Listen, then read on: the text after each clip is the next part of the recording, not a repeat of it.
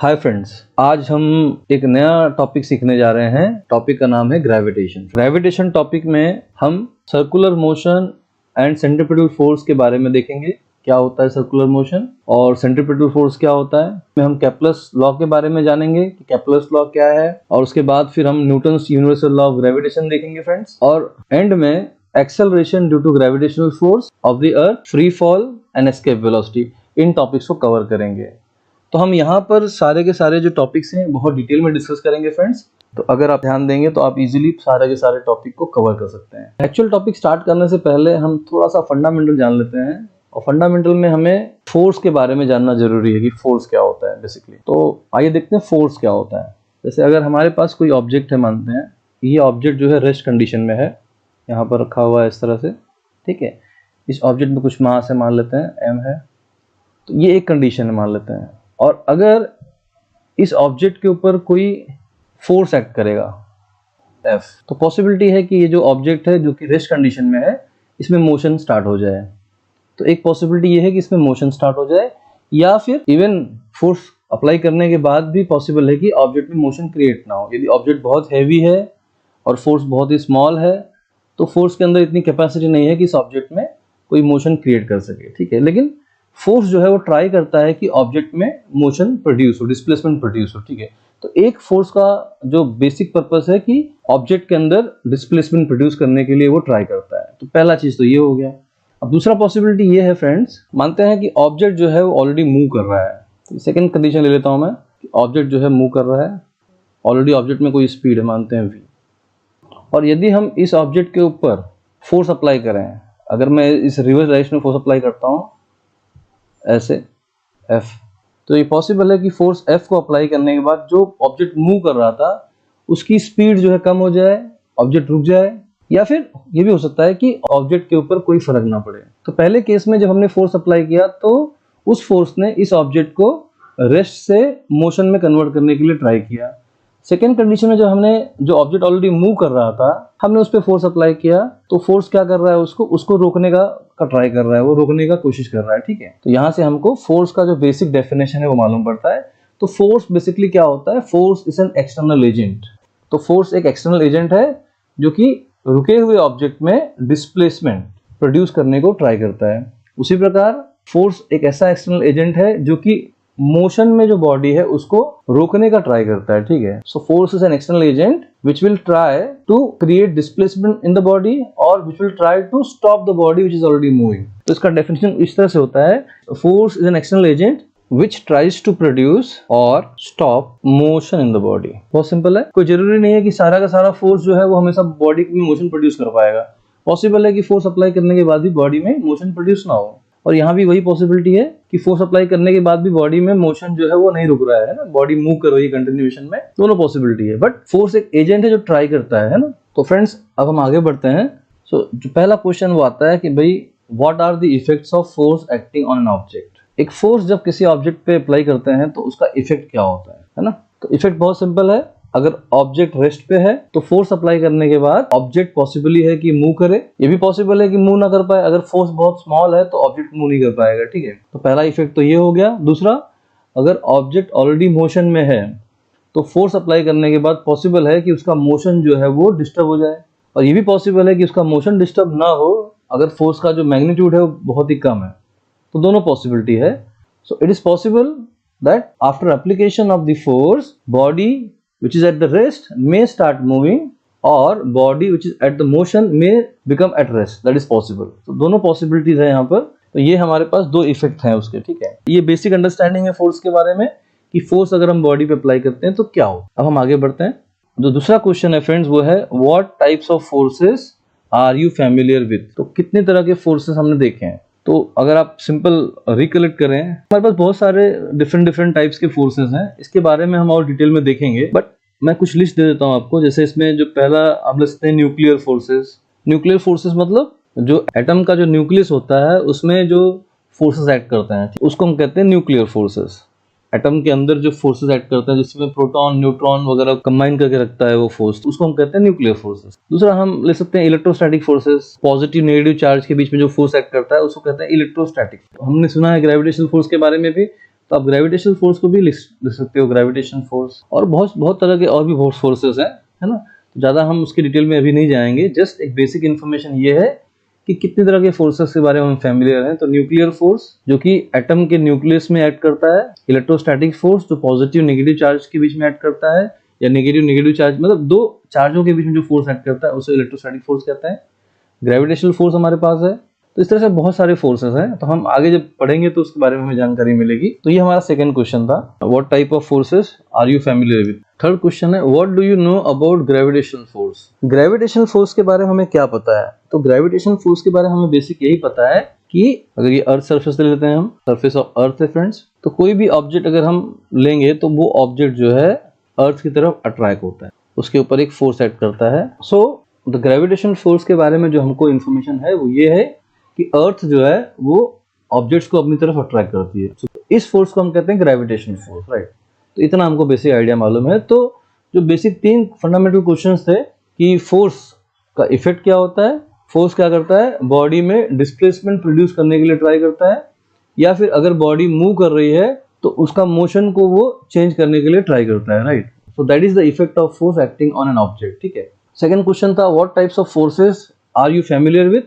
तो बहुत सारे फोर्सेस हैं फ्रेंड्स, उसमें से हमने कुछ फोर्सेस को लिस्ट डाउन किया है, जिसमें न्यूक्लियर फोर्सेस लिखा है, इलेक्ट्रोस्टैटिक फोर्सेस लिखा है, ग्रेविटेशनल फोर्स लिखा है, ठीक है। तो हमने इन फोर्सेस के बारे में सुना हुआ है, तो मैंने इन 2-3 फोर्सेस को लिस्ट डाउन किया, ठीक है। और जो थर्ड क्वेश्चन है, what do you know about the gravitational force.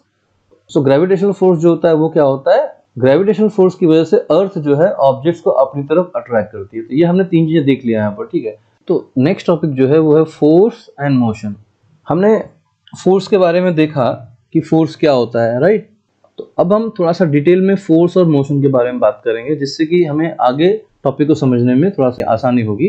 तो आइए देखते हैं फोर्स एंड मोशन क्या होता है फ्रेंड्स। फोर्स एंड मोशन समझने के लिए फ्रेंड्स पहले हम एक ऑब्जेक्ट कंसिडर करते हैं। यहाँ पर एक ऑब्जेक्ट हमारे पास, बेसिकली ये जो ऑब्जेक्ट है फ्रेंड्स, बेसबॉल है और ये बैट है। तो हम इस बेसबॉल को बैट से हिट करेंगे, ठीक है। देखते हैं क्या होता है। जैसे हम इस बेसबॉल को बैट से हिट करेंगे, ये बेसबॉल जो है एक पोजीशन से दूसरी पोजीशन में चले जाएगा। सो ये उसका इनिशियल पोजीशन है बेसबॉल का। तो जैसे ही हमने इस बेसबॉल को इस बैट से हिट किया, तो इस पे बेसिकली एक फोर्स एक्ट किया इस तरह से। तो ये हमने फोर्स अप्लाई किया F। तो ये जो बेसबॉल इनिशियली इस पोजीशन पे था, यहाँ पर था, यहाँ से वो मूव होके यहाँ तक आ गया, ठीक है।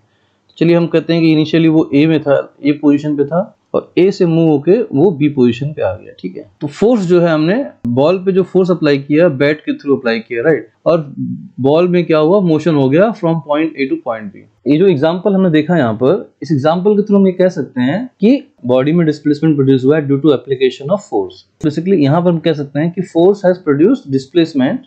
डिस्प्लेसमेंट जो है उसका ये इस पॉइंट से लेके पॉइंट ए से लेके पॉइंट बी तक उसमें डिस्प्लेसमेंट है। तो ये जो लेंथ है ये डिस्प्लेसमेंट हो जाएगा। तो हम कह सकते हैं ये यहाँ से यहाँ तक ये जो है ये हो गया डिस्प्लेसमेंट, बॉडी में डिस्प्लेसमेंट। नॉर्मली उसको एस से रिप्रेजेंट करते हैं। तो ये जो एग्जांपल ये दिखाता है कि किस तरह से फोर्स अप्लाई करने के बाद बॉडी में डिस्प्लेसमेंट प्रोड्यूस हुआ है। ओके, हम थोड़ा इसके बारे में और डिटेल में आगे बात करेंगे। तो जो डिस्प्लेसमेंट प्रोड्यूस हुआ है, डिस्प्लेसमेंट प्रोड्यूस होने को ही हम कहते हैं मोशन। तो मोशन बेसिकली क्या होता है, मोशन का मतलब होता है displacement in the body. So force has produced displacement in the body, it means force has produced motion in the body. हम कह सकते हैं कि force has produced motion in the body. Hopefully आपको ये कंसेप्ट समझ में आ गया होगा फोर्स का और मोशन का। तो जैसे ही हमने बेसबॉल के ऊपर इस बैट के थ्रू फोर्स अप्लाई किया, बेसबॉल जो है पॉइंट ए से पॉइंट बी तरफ, पॉइंट ए से पॉइंट बी तक डिस्प्लेस हो गई। तो जो बेसबॉल इनिशियली रेस्ट कंडीशन में थी उसमें मोशन क्रिएट हो गया। तो जैसे हमने फोर्स अप्लाई किया इस बॉल के ऊपर, इस बॉल में मोशन प्रोड्यूस हो गया। तो मोशन को रिप्रेजेंट करने के लिए हम डिस्प्लेसमेंट देखते हैं कि बॉडी में कितना डिस्प्लेसमेंट हुआ। तो एस जो है वो डिस्प्लेसमेंट है, जो कि रिप्रेजेंट करता है कि बॉडी में मोशन प्रोड्यूस हुआ है। बॉडी जो है पॉइंट ए से पॉइंट बी तक डिस्प्लेस हो गई है। बहुत सिंपल सी बात है। तो फोर्स एंड मोशन आपस में रिलेटेड है। तो फ्रेंड्स अब हम बात करेंगे न्यूटन्स लॉज ऑफ मोशन के बारे में।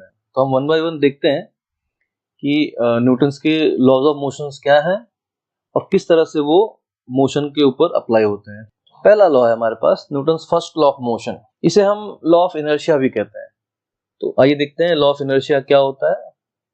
तो यदि फॉर एग्जांपल अगर हम मानते हैं हमारे पास कोई ऑब्जेक्ट है और ऑब्जेक्ट जो है वो रेस्ट कंडीशन में है, तो एक कंडीशन ये हो गई जब ऑब्जेक्ट रेस्ट में है, या फिर हमारे पास एक ऑब्जेक्ट है वो स्ट्रेट लाइन में मोशन कर रहा है। तो दो पॉसिबिलिटीज है, जब बॉडी रेस्ट में हो या फिर मोशन में हो, मोशन अलोंग स्ट्रेट लाइन। ये इंपॉर्टेंट है, बॉडी जो है एक स्ट्रेट लाइन में मोशन कर रही है, ठीक है। तो इन दोनों सिचुएशन में जब तक कोई एक्सटर्नल फोर्स इसका रेस्ट या फिर इसका मोशन डिस्टर्ब नहीं करेगा, बॉडी जो है अपना कंडीशन मेंटेन रखेगी। इसे हम कहते हैं लॉ ऑफ इनर्शिया। तो लॉ ऑफ इनर्शिया का मतलब है कि बॉडी का जो कंडीशन है रेस्ट का या फिर बॉडी का मोशन का जो कंडीशन है अलोंग स्ट्रेट लाइन, ये ऐसे ही मेंटेन रहेगा जब तक कि एक्सटर्नल अनबैलेंस फोर्स आके कंडीशन को चेंज न कर दे। मतलब ये हुआ कि अगर कोई एक्सटर्नल फोर्स आके इस पे अप्लाई करेगा तो ये रेस्ट से मोशन में हो सकता है, ठीक है, या फिर कोई एक्सटर्नल फोर्स आके इसको रोकेगा तो ये उसका मोशन चेंज हो सकता है, ठीक है। जब तक कि कोई एक्सटर्नल फोर्स इसके ऊपर अप्लाई नहीं करेंगे, बॉडी जो है अपना रेस्ट का कंडीशन या फिर motion along the straight line का कंडीशन मेंटेन रखेगी। उसे हम कहते हैं इनर्शिया। इनर्शिया का मतलब ये होता है कि अपनी कंडीशन को मेंटेन रखना, जो भी कंडीशन है, रेस्ट का कंडीशन या फिर मोशन का कंडीशन। ये हमारा फर्स्ट लॉ है जिसे हम कहते हैं लॉ ऑफ इनर्शिया। स्टेटमेंट बहुत ही सिंपल है, बॉडी रिमेन्स एट रेस्ट और at motion along straight line. हम हमेशा मोशन अलोंग स्ट्रेट लाइन ही लेंगे, इसके बारे में आप बाद में आपको पता चलेगा क्यों अलोंग द स्ट्रेट लाइन लेते हैं। फिलहाल आप खाली ये याद रखिए कि बॉडी रिमेन्स एट रेस्ट और at motion along straight line unless and until it is disturb by external unbalance force.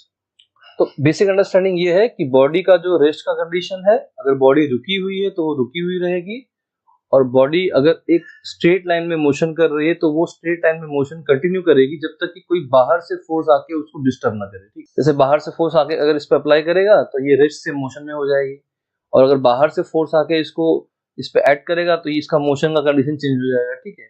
तो वही लिखा हुआ है, बॉडी रिमेन्स एट रेस्ट और at motion along the straight line unless and until it is disturbed by an external unbalanced force। तो ये जो law है इसे हम कहते हैं लॉ ऑफ इनर्शिया, जिसे हम फर्स्ट लॉ ऑफ मोशन भी कहते हैं, Newton's first law of motion. Now हम बात करेंगे Newton second law of motion के बारे में। So Newton second law of motion जो होता है इसे लॉ ऑफ मोमेंटम भी कहते हैं। अब ये मोमेंटम बेसिकली हम लोग लीनियर मोमेंटम के बारे में बात कर रहे हैं। मोमेंटम होता क्या है पहले ये देख लेते हैं। सो मोमेंटम बेसिकली जो लीनियर मोमेंटम होता है वो होता है बॉडी का मास और बॉडी का जो लीनियर वेलोसिटी है, दोनों को जब मल्टीप्लाई कर देंगे m इंटू वी को, तो हम इसे कहते हैं लीनियर मोमेंटम, ठीक है।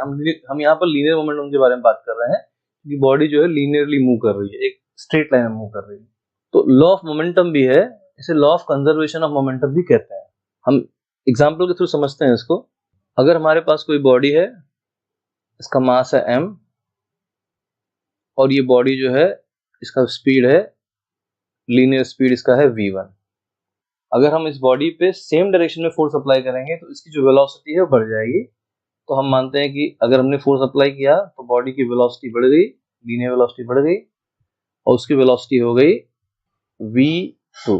इसकी इनिशियल वेलोसिटी v1 थी, उसकी फाइनल वेलोसिटी v2 हो गई। मास तो सेम रहेगा m, मास में कोई चेंजेस नहीं आएंगे। तो क्योंकि फोर्स ऐड कर रहा है, इसके वो फोर्स ऐड कर रहा है, तो फोर्स ऐड करने की वजह से, F ऐड करने की वजह से बॉडी का जो वेलोसिटी था वो बढ़ गया है। क्योंकि मास तो बढ़ेगा नहीं, क्योंकि मास इनटू वेलोसिटी मोमेंटम होता है, तो इसका मतलब है कि उसका मोमेंटम बढ़ गया है। पहले मोमेंटम m इंटू v1 था, अब वो मोमेंटम हो गया है m इंटू v2।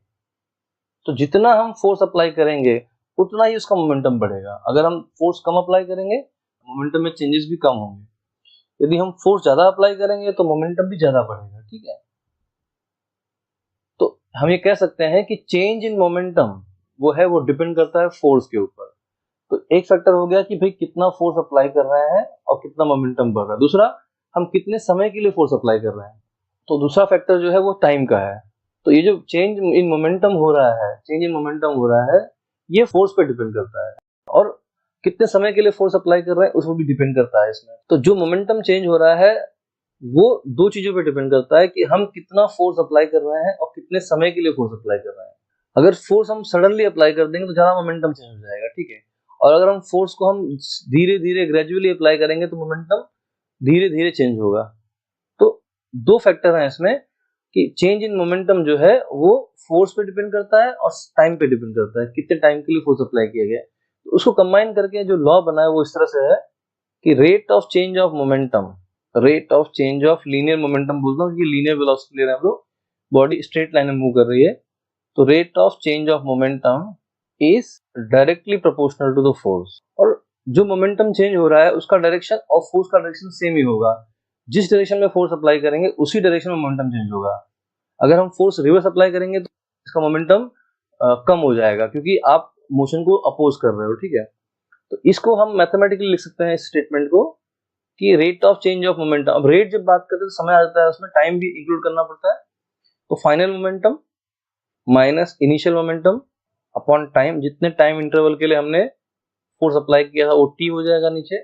ये rate of change of momentum हो गया, change in momentum upon time, और ये जो है ये प्रोपोर्शनल टू है फोर्स। इस तरह से इसको लिखते हैं। इसी को अगर सिंप्लीफाई करेंगे हम, प्रोपोर्शनलिटी कांस्टेंट यहाँ पर जो ये जो प्रोपोर्शनल साइन निकाल के हम लिखते हैं के की वैल्यू 1 आती है, तो यदि हम इसको सिंप्लीफाई करते हैं तो हमको ये इक्वल टू फोर्स मिल जाता है, इक्वल टू एफ। अगर हम इसी को सिंप्लीफाई करें तो m कॉमन हो जाएगा, v2 minus v1 upon T आ जाएगा, जिसे हम कहते हैं एक्सेलरेशन। तो फोर्स इक्वल टू हो जाएगा मास इनटू एक्सेलरेशन। हम इसके बारे में आगे बात करेंगे कि एक्सेलरेशन, लीनियर एक्सेलरेशन ए क्या होता है, बट अभी फिलहाल आप खाली ये स्टेटमेंट याद रखिए कि लॉ ऑफ मोमेंटम ये कहता है कि rate of change of momentum in the body is directly proportional to the force. ये हमारा सेकंड लॉ था, Newton second law of motion, ठीक है। हमें यहाँ पर खाली ब्रीफ अंडरस्टैंडिंग लेना है, यहाँ पर हमारा जो पर्पस है खाली आपको इंट्रोडक्शन देना है इसके बारे में। अब हम थर्ड लॉ के बारे में बात करेंगे, इसे हम law of action and reaction भी कहते हैं, law of action and reaction. तो कंसेप्ट बहुत सिंपल है, हम अज्यूम करते हैं कि ये हमारे पास एक बॉडी है, ठीक है, और हम इस पे कोई फोर्स अप्लाई करते हैं F, इसके ऊपर हमने फोर्स F अप्लाई किया है। तो जैसे ही हम इस बॉडी पे फोर्स F अप्लाई करते हैं, ये बॉडी भी हमें इक्वल रिएक्शन अप्लाई करती है, इस फोर्स को अपोज करने के लिए equal amount of reaction apply करती है। तो ये फोर्स एक्शन हो गया, और ये इसके ऊपर एक अपोजिट फोर्स अप्लाई करती है, इसको फोर्स रिएक्शन कह सकते हैं, ठीक है। जितना हम एक्शन फोर्स अप्लाई करते हैं उतना ही बॉडी उस पे रिएक्शन फोर्स अप्लाई करती है। किसी बॉडी पे जितना फोर्स आप अप्लाई करोगे, बॉडी उसके अपोजिशन में उतना ही रिएक्शन फोर्स अप्लाई करेगी। तो दैट इज व्हाई इस लॉ को कहते हैं law of action and reaction. एक एग्जांपल लिख लीजिए, जैसे मान लीजिए ग्राउंड है हमारे पास और एक पर्सन है, पर्सन जो है वो इस तरह से स्टैंड कर रहा है ग्राउंड पे, तो जो पर्सन का वेट है वो डाउनवर्ड एक्ट कर रहा है इस तरह से वेट, तो ये एक्शन हो गया। तो जो फ्लोर है वो उसको उसके वेट को अगेंस्ट में फ्लोर एक रिएक्शन दे रहा है, तो एक रिएक्शन फोर्स को अप्लाई कर रहा है फ्लोर ऊपर की तरफ, तभी ये पर्सन जो यहाँ पर रुका हुआ है, नहीं तो वेट की वजह से ये जो पर्सन है इसे नीचे आ जाना चाहिए था, लेकिन जिस ग्राउंड पे रुका हुआ है ग्राउंड ने उसको रोक के रखा हुआ है। तो जितना वो एक्शन फोर्स वेट की वजह से नीचे की तरफ एक्ट कर रहा है, उतना ही रिएक्शन फोर्स फ्लोर जो है वो उसको ऊपर की तरफ लगा रहा है। तो यही थर्ड लॉ है, जितना आप एक्शन दोगे, एक्शन फोर्स दोगे, सामने से आपको उतना ही रिएक्शन फोर्स मिलेगा। तो ये बहुत ही फेमस स्टेटमेंट है न्यूटन का, to every action force there is equal and opposite reaction force.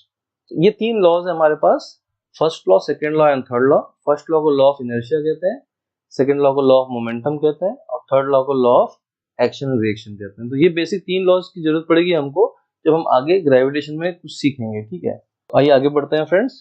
तो हमने मोशन के बारे में देखा। तो फ्रेंड्स अब हम बात करेंगे काइनेमेटिकल इक्वेशंस के बारे में। मोशन को डिफाइन करने के लिए जो इक्वेशंस हम यूज करते हैं उन्हें हम काइनेमेटिकल इक्वेशंस कहते हैं। और काइनेमेटिकल इक्वेशन को समझने के लिए एक एग्जांपल लेते हैं। मानिए हमारे पास एक ऑब्जेक्ट है और इस ऑब्जेक्ट में मोशन को हम रिप्रेजेंट करते हैं। तो ये ऑब्जेक्ट जो है इस तरह से राइट साइड में मोशन करता हुआ आगे बढ़ता है। अब अगर आप देखेंगे तो हमने इसके दो लोकेशन को आइडेंटिफाई किया हुआ है। तो जब ऑब्जेक्ट यहाँ से मोशन करता हुआ आगे बढ़ता है, तो जब वो इस पॉइंट पे होता है, हम कहते हैं ये पॉइंट ए है, तो जब ऑब्जेक्ट पॉइंट ए पर होता है तो उसकी वेलोसिटी हम मानते हैं u है। और जब वो इस पॉइंट पर पहुँचता है, जिसे हम पॉइंट बी कहते हैं, तो पॉइंट बी पे उसकी वेलोसिटी को हम v बोलते हैं। इसे हम इनिशियल पोजीशन बोलते हैं। ये पॉइंट ए है, बेसिकली इसे हम कहते हैं इनिशियल पोजीशन, या फिर जहाँ पर हम शुरुआत में अज्यूम करते हैं कि ऑब्जेक्ट के पास कुछ स्पीड या वेलोसिटी है, तो ये इसका इनिशियल पॉइंट है, इनिशियल पोजीशन है, और ऑब्जेक्ट का ये जो है हम मानते हैं कि ये फाइनल पोजीशन है, बी जो है वो फाइनल पोजीशन है। तो अब आपको देखना है कि इस मोशन के दौरान जब ऑब्जेक्ट पॉइंट ए से पॉइंट बी तक गया तो उसके अंदर कौन कौन सी वेरिएशन देखने को मिलते हैं। तो ऑब्जेक्ट हमारा पॉइंट ए पर था तो उसकी वेलोसिटी थी यू, आप वेलोसिटी बोल सकते हैं या फिर स्पीड कह सकते हैं। तो उसका इनिशियल जो स्पीड या इनिशियल वेलोसिटी था उसको हम यू बोलते हैं, और यहाँ पर जब वो पॉइंट बी पर पहुँचा तो उस समय उसकी वेलोसिटी हो गई v, तो इसे हम कहते हैं फाइनल वेलोसिटी। ये इनिशियल वेलोसिटी है और ये फाइनल वेलोसिटी है। तो हमारे पास वेलोसिटी दो है, पहला है इनिशियल वेलोसिटी u और दूसरा है फाइनल वेलोसिटी v। ओके, हम मानते हैं कि शुरुआत में ये हमारा, क्योंकि ये हमारा इनिशियल पॉइंट है तो यहाँ पर टाइम हम 0 लेंगे, तो यहाँ पर कुछ टाइम होगा, तो टाइम इंटरवल हम t लेते हैं। टाइम जो होगा पॉइंट ए से पॉइंट बी तक जाने में जो टाइम लगा है उसे हम कहते हैं t। पॉइंट ए से पॉइंट बी के बीच का जो डिस्प्लेसमेंट है उसको हम s से रिप्रेजेंट करते हैं। तो यहाँ से यहाँ तक के बीच का जो डिस्प्लेसमेंट है इसे हम, इस डिस्टेंस को हम कह सकते हैं, ये हमारा s होता है, तो इसको हम s से रिप्रेजेंट करते हैं, डिस्प्लेसमेंट कहते हैं। तो डिस्प्लेसमेंट जो है हमारा s है यहाँ पर, आप इसे डिस्प्लेसमेंट कह सकते हैं या फिर कह सकते हैं कि a से b के बीच का जो डिस्टेंस है, क्योंकि ये स्ट्रेट लाइन है तो हम इसको डिस्टेंस भी कह सकते हैं। तो initial velocity, final velocity, time हो गया और डिस्प्लेसमेंट हो गया। क्योंकि इसका जो स्पीड है या इसका जो वेलोसिटी है, ऑब्जेक्ट की वेलोसिटी चेंज हो रही है, तो ऑब्जेक्ट के अंदर एक एक्सेलरेशन होगा, तो एक्सेलरेशन भी हो सकता है, तो हम एक्सेलरेशन भी दिखा देते हैं, एक्सेलरेशन। तो एक्सेलरेशन को हम नॉर्मली ए से रिप्रेजेंट करते हैं, ए से। अब एक्सेलरेशन क्या होता है, ये होता है फाइनल वेलोसिटी, फाइनल वेलोसिटी इसको हम v कहते हैं, माइनस इनिशियल वेलोसिटी जिसको हम u कहते हैं। तो ये हो गया change in velocity upon time. So acceleration जो होता है बॉडी का उसे कहते हैं change in velocity upon time. तो चेंज इन वेलोसिटी मतलब final velocity minus initial velocity upon time interval t। तो हमारे पास कभी भी जब ऑब्जेक्ट मोशन परफॉर्म करता है तो उसके अंदर ये पैरामीटर्स होते हैं जो मैंने यहाँ पर लिस्ट डाउन किए हुए, और इन पैरामीटर्स में चेंजेस आते हैं। जैसे उसकी वेलोसिटी जो है इनिशियल वेलोसिटी से फाइनल वेलोसिटी हो जाती है, उसमें कुछ डिस्प्लेसमेंट होता है या कुछ डिस्टेंस को कवर करता है, उसके बाद उसमें कुछ एक्सेलरेशन होता है a जो कि change in velocity upon time. ये सारे पैरामीटर्स हमें ज़रूरत पड़ते हैं मोशन को डिस्क्राइब करने के लिए। तो आप ध्यान से समझिए कि अगर आपको कभी भी मोशन को डिस्क्राइब करना है किसी ऑब्जेक्ट का, तो ये सारे पैरामीटर्स आपको वहाँ पर यूज़ करने पड़ेंगे। ठीक है, अब हम थोड़ा और आगे बढ़ते हैं और उसके बारे में जानते हैं। तो मोशन को डिस्क्राइब करने के लिए कुछ इक्वेशंस का यूज़ करते हैं जिन्हें हम काइनेमेटिकल इक्वेशन कहते हैं। सो काइनेमेटिकल इक्वेशंस का यूज़ करके हम मोशन को ईजिली डिस्क्राइब कर सकते हैं। तो हम वन बाय वन देखते हैं कि हमारे पास कितने काइनेमेटिकल इक्वेशंस है। तो हमारे पास 3 काइनेमेटिकल इक्वेशंस है, first kinematical equation, second kinematical equation और थर्ड काइनेमेटिकल इक्वेशन। तो आइए समझते हैं 3 काइनेमेटिकल इक्वेशन कौन कौन से हैं। जो फर्स्ट काइनेमेटिकल इक्वेशन है ये है v equal to u plus at। जैसा कि हम जानते हैं इसमें v जो है फाइनल वेलोसिटी है, v जो है फाइनल वेलोसिटी है, u जो है इनिशियल वेलोसिटी है, a जो है एक्सेलरेशन है और t जो है वो है टाइम इंटरवल। जितने टाइम के लिए मोशन हो रहा है वो है टाइम इंटरवल। तो ये final velocity, initial velocity, acceleration और टाइम के बीच में जो रिलेशनशिप है ये हमको फर्स्ट इक्वेशन से मिलता है, जिसे हम कहते हैं first kinematical equation of motion. इसको समझते हैं फ्रेंड्स। जैसे कोई बॉडी है हमारे पास, तो ये बॉडी यहाँ से स्टार्ट कर रही है, जब स्टार्ट कर रही है बॉडी तो उसका इनिशियल वेलोसिटी है u। अब ये बॉडी मोशन करता हुआ आगे बढ़ती है, जब वो इस पॉइंट पे पहुँचती है तो यहाँ पर इसकी वेलोसिटी हो जाती है v। तो यहाँ से यहाँ के बीच का जो डिस्टेंस है उसको हम डिस्प्लेसमेंट कहते हैं, इसे हम s बोल सकते हैं। और जो टाइम उसने ट्रेवल किया हुआ वो टाइम हो जाएगा t। तो यहाँ पर टाइम 0 था, स्टार्टिंग में टाइम 0 लेते हैं, और जैसे ही वो सेकेंड पॉइंट पे पहुँचा वहाँ पर टाइम हो जाएगा t। फर्स्ट पॉइंट मानते हैं, पॉइंट हमारा यहाँ पर a है, और ये पॉइंट हमारा बी है। तो पॉइंट ए से बी जाने के दौरान जब बॉडी पॉइंट ए से पॉइंट बी जा रही थी तो उसमें एक्सेलरेशन था ए। तो एक्सेलरेशन का मतलब होता है वेलोसिटी चेंज हो रही है टाइम के हिसाब से। तो ये सारे पैरामीटर्स को डिफाइन करने के लिए हमारे पास जो इक्वेशन है उसे कहते हैं first kinematical equation, v is equal to u plus a t. और अगर हम इसको सिंप्लीफाई करेंगे तो यहाँ से आपको मिल जाएगा a एक्सेलरेशन जो है final velocity minus initial velocity upon time. तो फर्स्ट काइनेमेटिकल इक्वेशन जो है वो यहाँ से हमने डिराइव किया हुआ है, हमको यहाँ से वो मिला हुआ है इस तरह से। तो ये भी फर्स्ट काइनेमेटिकल इक्वेशन है और ये भी फर्स्ट काइनेमेटिकल इक्वेशन का ही एक फॉर्म है। तो ये हमारा फर्स्ट काइनेमेटिकल इक्वेशन है। अब हम आगे बढ़ते हैं second kinematical equation. Second kinematical equation में होता है, इसमें हम सेम एक्सप्रेशन यहाँ पर है, बॉडी जो है उसका इनिशियल वेलोसिटी u है, फाइनल वेलोसिटी v है, उसका जो डिस्प्लेसमेंट है या जो डिस्टेंस वो कवर कर रही है a और b के बीच में वो s है। तो हमें सेकंड काइनेमेटिकल इक्वेशन को इस तरह से मिलता है s equal to u t initial velocity into time plus half a t square. तो ये इसमें s जो है वो डिस्प्लेसमेंट है फ्रेंड्स, s जो है ये है उसका डिस्प्लेसमेंट और बाकी है u तो हम जानते हैं u इनिशियल वेलोसिटी है, t टाइम है और a एक्सेलरेशन है। तो ये हमारा सेकेंड काइनेमेटिकल इक्वेशन है। थर्ड काइनेमेटिकल इक्वेशन देखते हैं। थर्ड काइनेमेटिकल इक्वेशन कुछ इस तरह से है, v square final velocity square equal to u square plus 2 times acceleration times displacement. तो ये थर्ड काइनेमेटिकल इक्वेशन है। तो first kinematical equation, second kinematical equation और थर्ड काइनेमेटिकल इक्वेशन। अगर हमको मोशन स्टडी करना है तो हमें तीनों की तीनों काइनेमेटिकल इक्वेशंस याद होना चाहिए। तीनों की तीनों काइनेमेटिकल इक्वेशन बहुत सिंपल है, इसका एप्लीकेशन कैसे करना है वो पहले समझते हैं। जैसे किसी भी प्रॉब्लम के अंदर कोई भी अगर हमें प्रॉब्लम सॉल्व करना है, उसमें कोई भी एक चीज़ अगर मिसिंग है, जैसे मान लीजिए हमको v दिया हुआ है, u दिया हुआ है और a दिया हुआ है, s मिसिंग है, तो हम ये इक्वेशन यूज़ करके s की वैल्यू निकाल सकते हैं। तो हम कोई भी एक अननोन इन काइनेमेटिकल इक्वेशन को यूज़ करके निकाल सकते हैं। ग्रेविटेशन चैप्टर को समझने के लिए हमें स्पेशल टाइप ऑफ मोशन को स्टडी करना पड़ेगा जिसे हम कहते हैं सर्कुलर मोशन। अब सर्कुलर मोशन क्या होता है? सर्कुलर मोशन समझने से पहले हम एक सिंपल एग्जांपल लेते हैं। ये हमारे पास अर्थ है सेंटर में और यहाँ पर मून है। हमको पता है कि मून जो है वो अर्थ के चारों तरफ एक सर्कुलर ऑर्बिट में रिवॉल्व करता है। अगर आप ध्यान से देखें तो मून जो है वो अर्थ के सराउंडिंग में एक सर्कुलर ऑर्बिट में रिवॉल्व करता है। तो ऐसे मोशन को हम कहते हैं सर्कुलर मोशन। तो सर्कुलर मोशन का मतलब होता है कि motion of object, the motion of an object along the circumference of the circle.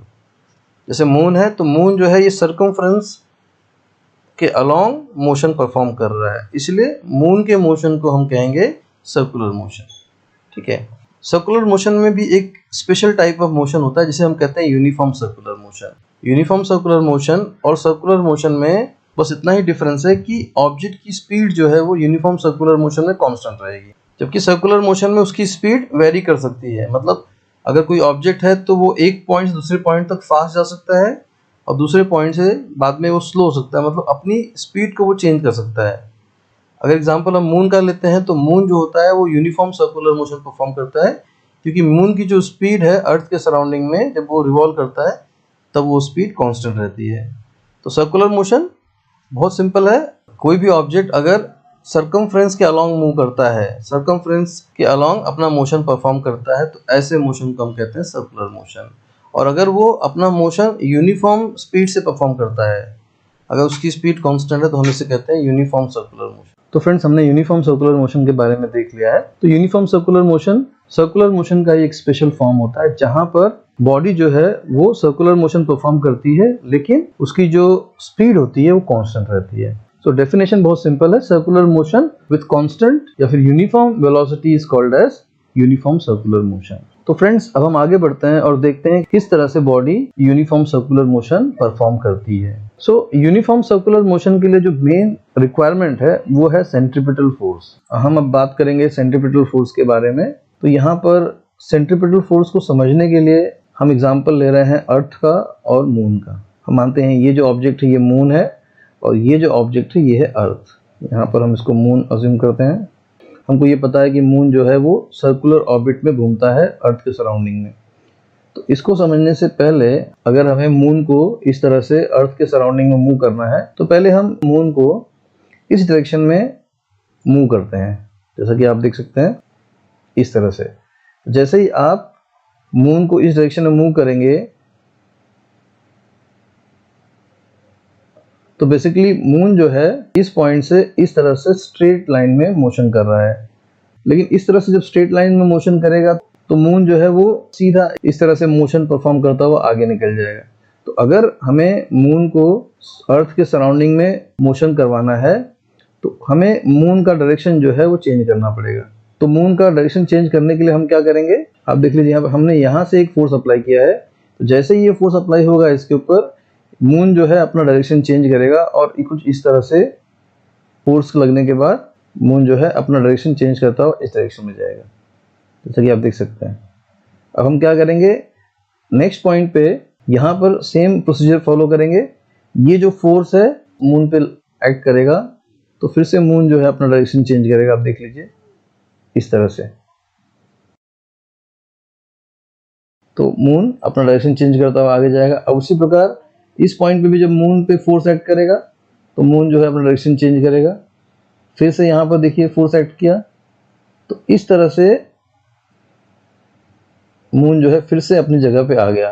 तो आप देख लीजिए यहाँ पर एक फोर्स अप्लाई किया था, यहाँ पर एक फोर्स अप्लाई किया मून के ऊपर, इस तरह से एक फोर्स यहाँ पर अप्लाई किया हमने, यहाँ पर अप्लाई किया और यहाँ पर अप्लाई किया। तो इस तरह से जब मून के ऊपर फोर्सेस एक्ट किए तो मून ने अपना डायरेक्शन चेंज करता हुआ ऐसे अर्थ के सराउंडिंग में मोशन परफॉर्म करता हुआ फिर से यहाँ पर आ गया। अब आप देख रहे हैं यहाँ पर जो मोशन परफॉर्म किया है मून ने वो सर्कुलर नहीं है, वो कुछ हेक्सागोनल है, बिकॉज 1 2 3 4 5 और 6 पॉइंट, तो 6 पॉइंट्स डाइवर्जन हुआ है, 6 पॉइंट्स पे डायरेक्शन चेंज हुआ है, इसलिए उसने हेक्सागोनल पाथ पे मोशन परफॉर्म किया है। तो अगर हम चाहते हैं कि मून जो है सर्कुलर मोशन परफॉर्म करे तो हमें ऐसे बहुत सारे पॉइंट्स लोकेट करने पड़ेंगे इस पे, और हर पॉइंट पे हमें फोर्स अप्लाई करना पड़ेगा। अब ये जो फोर्स अप्लाई हुआ है ये जो है देख लीजिए कैसे सेंटर की तरफ एक्ट कर रहा है, ये फोर्स भी सेंटर की तरफ एक्ट कर रहा है, ये फोर्स भी जो है सेंटर की तरफ एक्ट कर रहा है, इस तरह से आप देख सकते हैं यहाँ भी सेंटर की तरफ एक्ट कर रहा है। तो ये सारे फोर्सेस जो हैं बॉडी पे सेंटर की तरफ एक्ट करते हैं। तो क्योंकि यहाँ पर 6 पॉइंट्स पे हमने फोर्सेस लगाए हैं तो इस तरह से हेक्सागोनल पाथ में मोशन परफॉर्म करता हुआ बॉडी अपनी जगह पे वापस आ गया है, बराबर। अगर हम चाहते हैं कि सर्कुलर मोशन परफॉर्म करे तो हमें हर पॉइंट पे इस तरह से सेंटर की तरफ फोर्स अप्लाई करना पड़ेगा, जैसा कि आपको दिखाता हूं मैं। अभी इस एग्जांपल से आपको क्लियर हो जाएगा। अभी हमारा जो बॉडी है इस पॉइंट पे है, अब यहाँ पर एक सेंटर की तरफ फोर्स एक्ट कर रहा है, ठीक है। अब नेक्स्ट पॉइंट पे भी देखिए सेंटर की तरफ फोर्स एक्ट कर रहा है, बॉडी जो है आगे मूव कर रही है। इस पॉइंट पे भी देखिए इस कंटिन्यूएशन में बॉडी के ऊपर सेंटर की तरफ एक फोर्स कंटिन्यूअस एक्ट कर रहा है, और इस फोर्स की वजह से बॉडी जो है सर्कुलर मोशन परफॉर्म करी। मतलब अगर हम चाहते हैं ये बॉडी जो है सर्कुलर मोशन परफॉर्म करे तो हमें हर पॉइंट पे फोर्स एक्ट करना पड़ेगा, और ये जो फोर्स है ये सेंटर की तरफ एक्ट करता है। ये जो फोर्स F अप्लाई कर रहे हैं ये हर पॉइंट पे आप देखेंगे कि सेंटर की तरफ एक्ट कर रहा है, इस तरह से। आप फिर से देख लीजिए हर पॉइंट पे आप देखिए यहाँ भी सेंटर की तरफ एक्ट कर रहा है। नेक्स्ट पॉइंट पे देखेंगे तो यहाँ पर भी आप देखेंगे फोर्स जो है सेंटर की तरफ एक्ट कर रहा है, यहाँ पर भी फोर्स सेंटर की तरफ एक्ट कर, तो हर पॉइंट पे बॉडी के ऊपर जो फोर्स है वो सेंटर की तरफ एक्ट कर रहा है, इसलिए बॉडी जो है वो सर्कुलर मोशन परफॉर्म कर रही है। तो ये सेंटर की तरफ फोर्स एक्ट करना जरूरी है, और इस फोर्स को हम कहते हैं सेंट्रीपिटल फोर्स। तो फ्रेंड्स सेंट्रीपिटल फोर्स क्या होता है? सेंट्रीपिटल फोर्स ऐसा फोर्स होता है जिसकी वजह से बॉडी जो है सर्कुलर मोशन परफॉर्म करती है। सो सेंट्रीपिटल फोर्स क्या है friends? Centripetal force is a force acting on the body moving along circular path. ये जो बॉडी सर्कुलर पाथ में मूव कर रही है उस पे जो फोर्स एक्ट कर रहा है उसे हम कहते हैं centripetal force. Okay, such that the direction of the force is towards the centre of the circular path. So इसका जो डायरेक्शन है it is towards the centre of circular path. हर पॉइंट पे आप देखेंगे इसका डायरेक्शन क्या था? Towards the centre of circular path. जहां भी बॉडी जाएगी ये सेंट्रीपिटल फोर्स हमेशा सेंटर की तरफ एक्ट करेगा, इसीलिए इसे सेंट्रीपिटल फोर्स भी कहते हैं। इसे सेंट्रीपिटल फोर्स क्यों कहते हैं? क्योंकि ये सेंटर की तरफ एक्ट करता है। सेंटर सीकिंग का मतलब होता है centripetal force. Centripetal force is responsible for circular motion. जैसा कि हम जानते हैं कि अगर हमें बॉडी को सर्कुलर मोशन कराना है तो हमें सेंट्रीपिटल फोर्स की जरूरत पड़ेगी। Centripetal force is responsible for circular motion. बिना सेंट्रीपिटल फोर्स के आप सर्कुलर मोशन क्रिएट नहीं कर सकते, बॉडी जो है सर्कुलर मोशन परफॉर्म नहीं कर सकती। अब हमने देखा था एग्जांपल पहले भी कि जो इसका एक्चुअल वेलोसिटी होगा वो टेंजेंट होगा, ठीक है। फिर से मैं दिखाता हूँ आपको। जैसा कि हमने यहाँ देखा था, बॉडी ने जब यहाँ से मोशन स्टार्ट किया तो बॉडी का जो मोशन था वो ये डायरेक्शन में था, कुछ इस तरह से। तो ये जो बॉडी ने यहाँ से मोशन स्टार्ट किया इस डायरेक्शन में, बॉडी की जो वेलोसिटी होगी, जो स्पीड होगी, ये डायरेक्शन में होगी, राइट। इसने अपना पाथ इसलिए चेंज किया क्योंकि इसके ऊपर यहाँ पर सेंट्रीपिटल फोर्स ऐड करने लगा। तो सेंट्रीपिटल फोर्स ऐड करने की वजह से इस बॉडी ने अपना पाथ चेंज किया। तो जो इसकी एक्चुअल स्पीड है वो तो ये डायरेक्शन में है, ठीक है। अब ये जब फोर्स इसके ऊपर ऐड करेगा तो ये अपना डायरेक्शन चेंज करता है। जैसे कि अब देख लीजिए यहाँ पर, जैसे ही फोर्स ऐड किया उसने अपना डायरेक्शन चेंज किया। तो बेसिकली जो बॉडी का मोशन हो रहा है वो ये डायरेक्शन में हो रहा है, पहले ये डायरेक्शन में था, अब ये डायरेक्शन में। अगर हमको बॉडी की स्पीड चाहिए, ऑब्जेक्ट की स्पीड चाहिए, तो हमें क्या करना पड़ेगा, टेंजेंट ड्रॉ करना पड़ेगा। Actual direction of speed is given by tangent.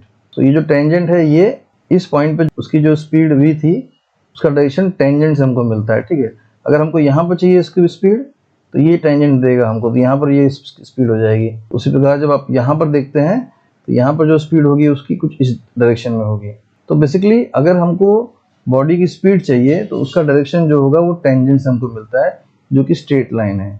अब क्योंकि इस पॉइंट पे फोर्स एक्ट किया तो उसने अपना डायरेक्शन चेंज कर लिया, ठीक है। तो यहाँ से यहाँ तक उसकी स्पीड इस डायरेक्शन में मिल गई आपको, उसी प्रकार यहाँ से यहाँ मिल गई, ठीक है। तो यदि हम यहाँ पर देखें तो अगर हमें इस बॉडी का, मान लीजिए कि ये जो बॉडी है कुछ इस तरह से मूव कर रही है सर्कुलर ऑर्बिट में, तो यदि हमें इस पॉइंट पे उसकी स्पीड चाहिए तो इस पॉइंट पे स्पीड निकालने के लिए हमें क्या करना पड़ेगा, एक टेंजेंट ड्रॉ करने पड़ेगा कुछ इस तरह से। तो इस तरह से हम अगर टेंजेंट ड्रॉ करेंगे तो हमें इस पॉइंट पे उसका स्पीड मिल जाएगा। उसी प्रकार अगर हमें इस पॉइंट पे चाहिए, जो बॉडी इस पॉइंट पे आएगी, तो इस पॉइंट पे डालने के लिए भी हमें इस पॉइंट पे भी हमें एक टेंजेंट ड्रॉ करना पड़ेगा इस तरह से, जिससे हमें बॉडी की स्पीड मालूम पड़ जाएगी। उसी प्रकार किसी भी पॉइंट पे यदि हमें उसकी स्पीड चाहिए तो हमें क्या करना पड़ेगा, टेंजेंट ड्रॉ करना पड़ेगा इस तरह से। उस टेंजेंट से हमें उसकी स्पीड मिल जाएगी, क्योंकि ये बॉडी जो है उसका जो मोशन है ऐसा हो रहा है, लेकिन क्योंकि सेंट्रीपिटल फोर्स एक्ट कर रहा है तो वो अपना डायरेक्शन चेंज करके सर्कुलर मोशन में आ रही है ना। तो एक्चुअल स्पीड जो है टेंजेंशियल है हर पॉइंट पे।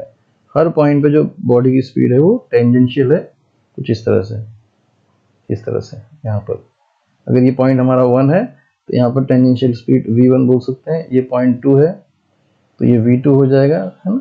ये पॉइंट 3 है, 3 पे v3 हो जाएगा। ये 4 है पॉइंट मानते हैं, तो 4 पे उसकी स्पीड हो जाएगी v4। तो इस तरह से हम किसी पॉइंट पे भी उसकी जो स्पीड निकालने के लिए टेंजेंट ड्रॉ करते हैं, टेंजेंट का उपयोग करते हैं इस तरह से। तो velocity at any point is given by tangent at that point. किसी पॉइंट पे अगर आपको वेलोसिटी निकालना है तो टेंजेंट ड्रॉ करना पड़ेगा, ठीक है। तो हमको सेंट्रीपिटल फोर्स के बारे में जो बेसिक इन्फॉर्मेशन थी वो यहाँ मालूम पड़ गई, हमको डेफिनेशन पता चल गया।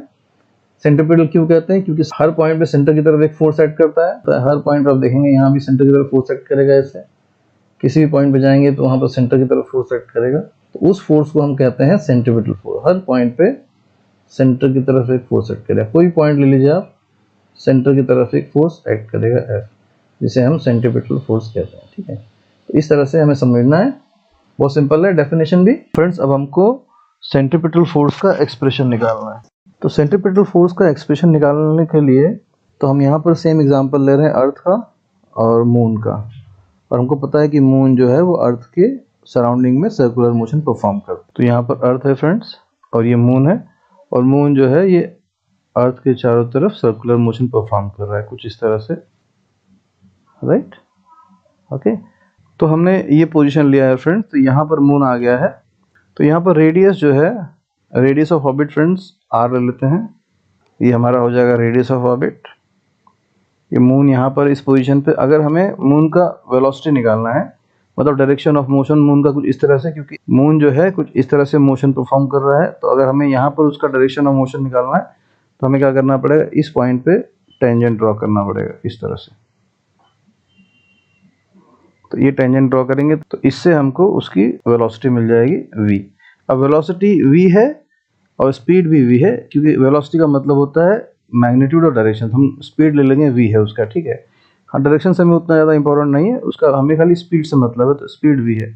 क्योंकि ये यूनिफॉर्म सर्कुलर मोशन परफॉर्म कर रहा है, तो हर पॉइंट पे जहाँ भी आप लेंगे, अगर आप टेंजेंट ड्रॉ करेंगे इस तरह से, तो आपको हर पॉइंट पे स्पीड जो मिलेगी v मिलेगी। किसी पॉइंट पे निकालेंगे, यहाँ भी रेडियस का r हो जाएगा। किसी पॉइंट पर अगर आप मान लीजिए हम एक पॉइंट यहाँ लेते हैं फ्रेंड्स, इस पॉइंट पे, तो यहाँ भी उसकी स्पीड जो होगी वो v होगी। टेंजेंट ड्रॉ करेंगे तो स्पीड v आएगी इस तरह से। तो अभी हम फिलहाल इस पॉइंट पे ले रहे हैं, इस पॉइंट को हम a कहते हैं। चलिए, ये पॉइंट a है। इसमें एक चीज़ और इम्पोर्टेंट है, मून का मास। हम मानते हैं कि मास, मून का जो मास है वो m, स्मॉल m है। तो ये ऑब्जेक्ट, मून जो है एक ऑब्जेक्ट है जो अर्थ के सराउंडिंग में सर्कुलर मोशन परफॉर्म कर रहा है विथ स्पीड v। तो v जो हो जाएगा फ्रेंड्स, तो v है speed of object at a given point. जिस पॉइंट हमको निकालना है, स्पीड ऑफ ऑब्जेक्ट, ठीक है। अब हमको पता है कि ऑब्जेक्ट के ऊपर इस तरह से सेंट्रीपिटल फोर्स एक्ट करेगा सेंटर के डायरेक्शन में, है ना। तो ये हमारा सेंट्रीपिटल फोर्स हो जाएगा फ्रेंड्स, जो कि हमेशा हमने डेफिनेशन देखा था कि it will act towards the centre of the circular path, right.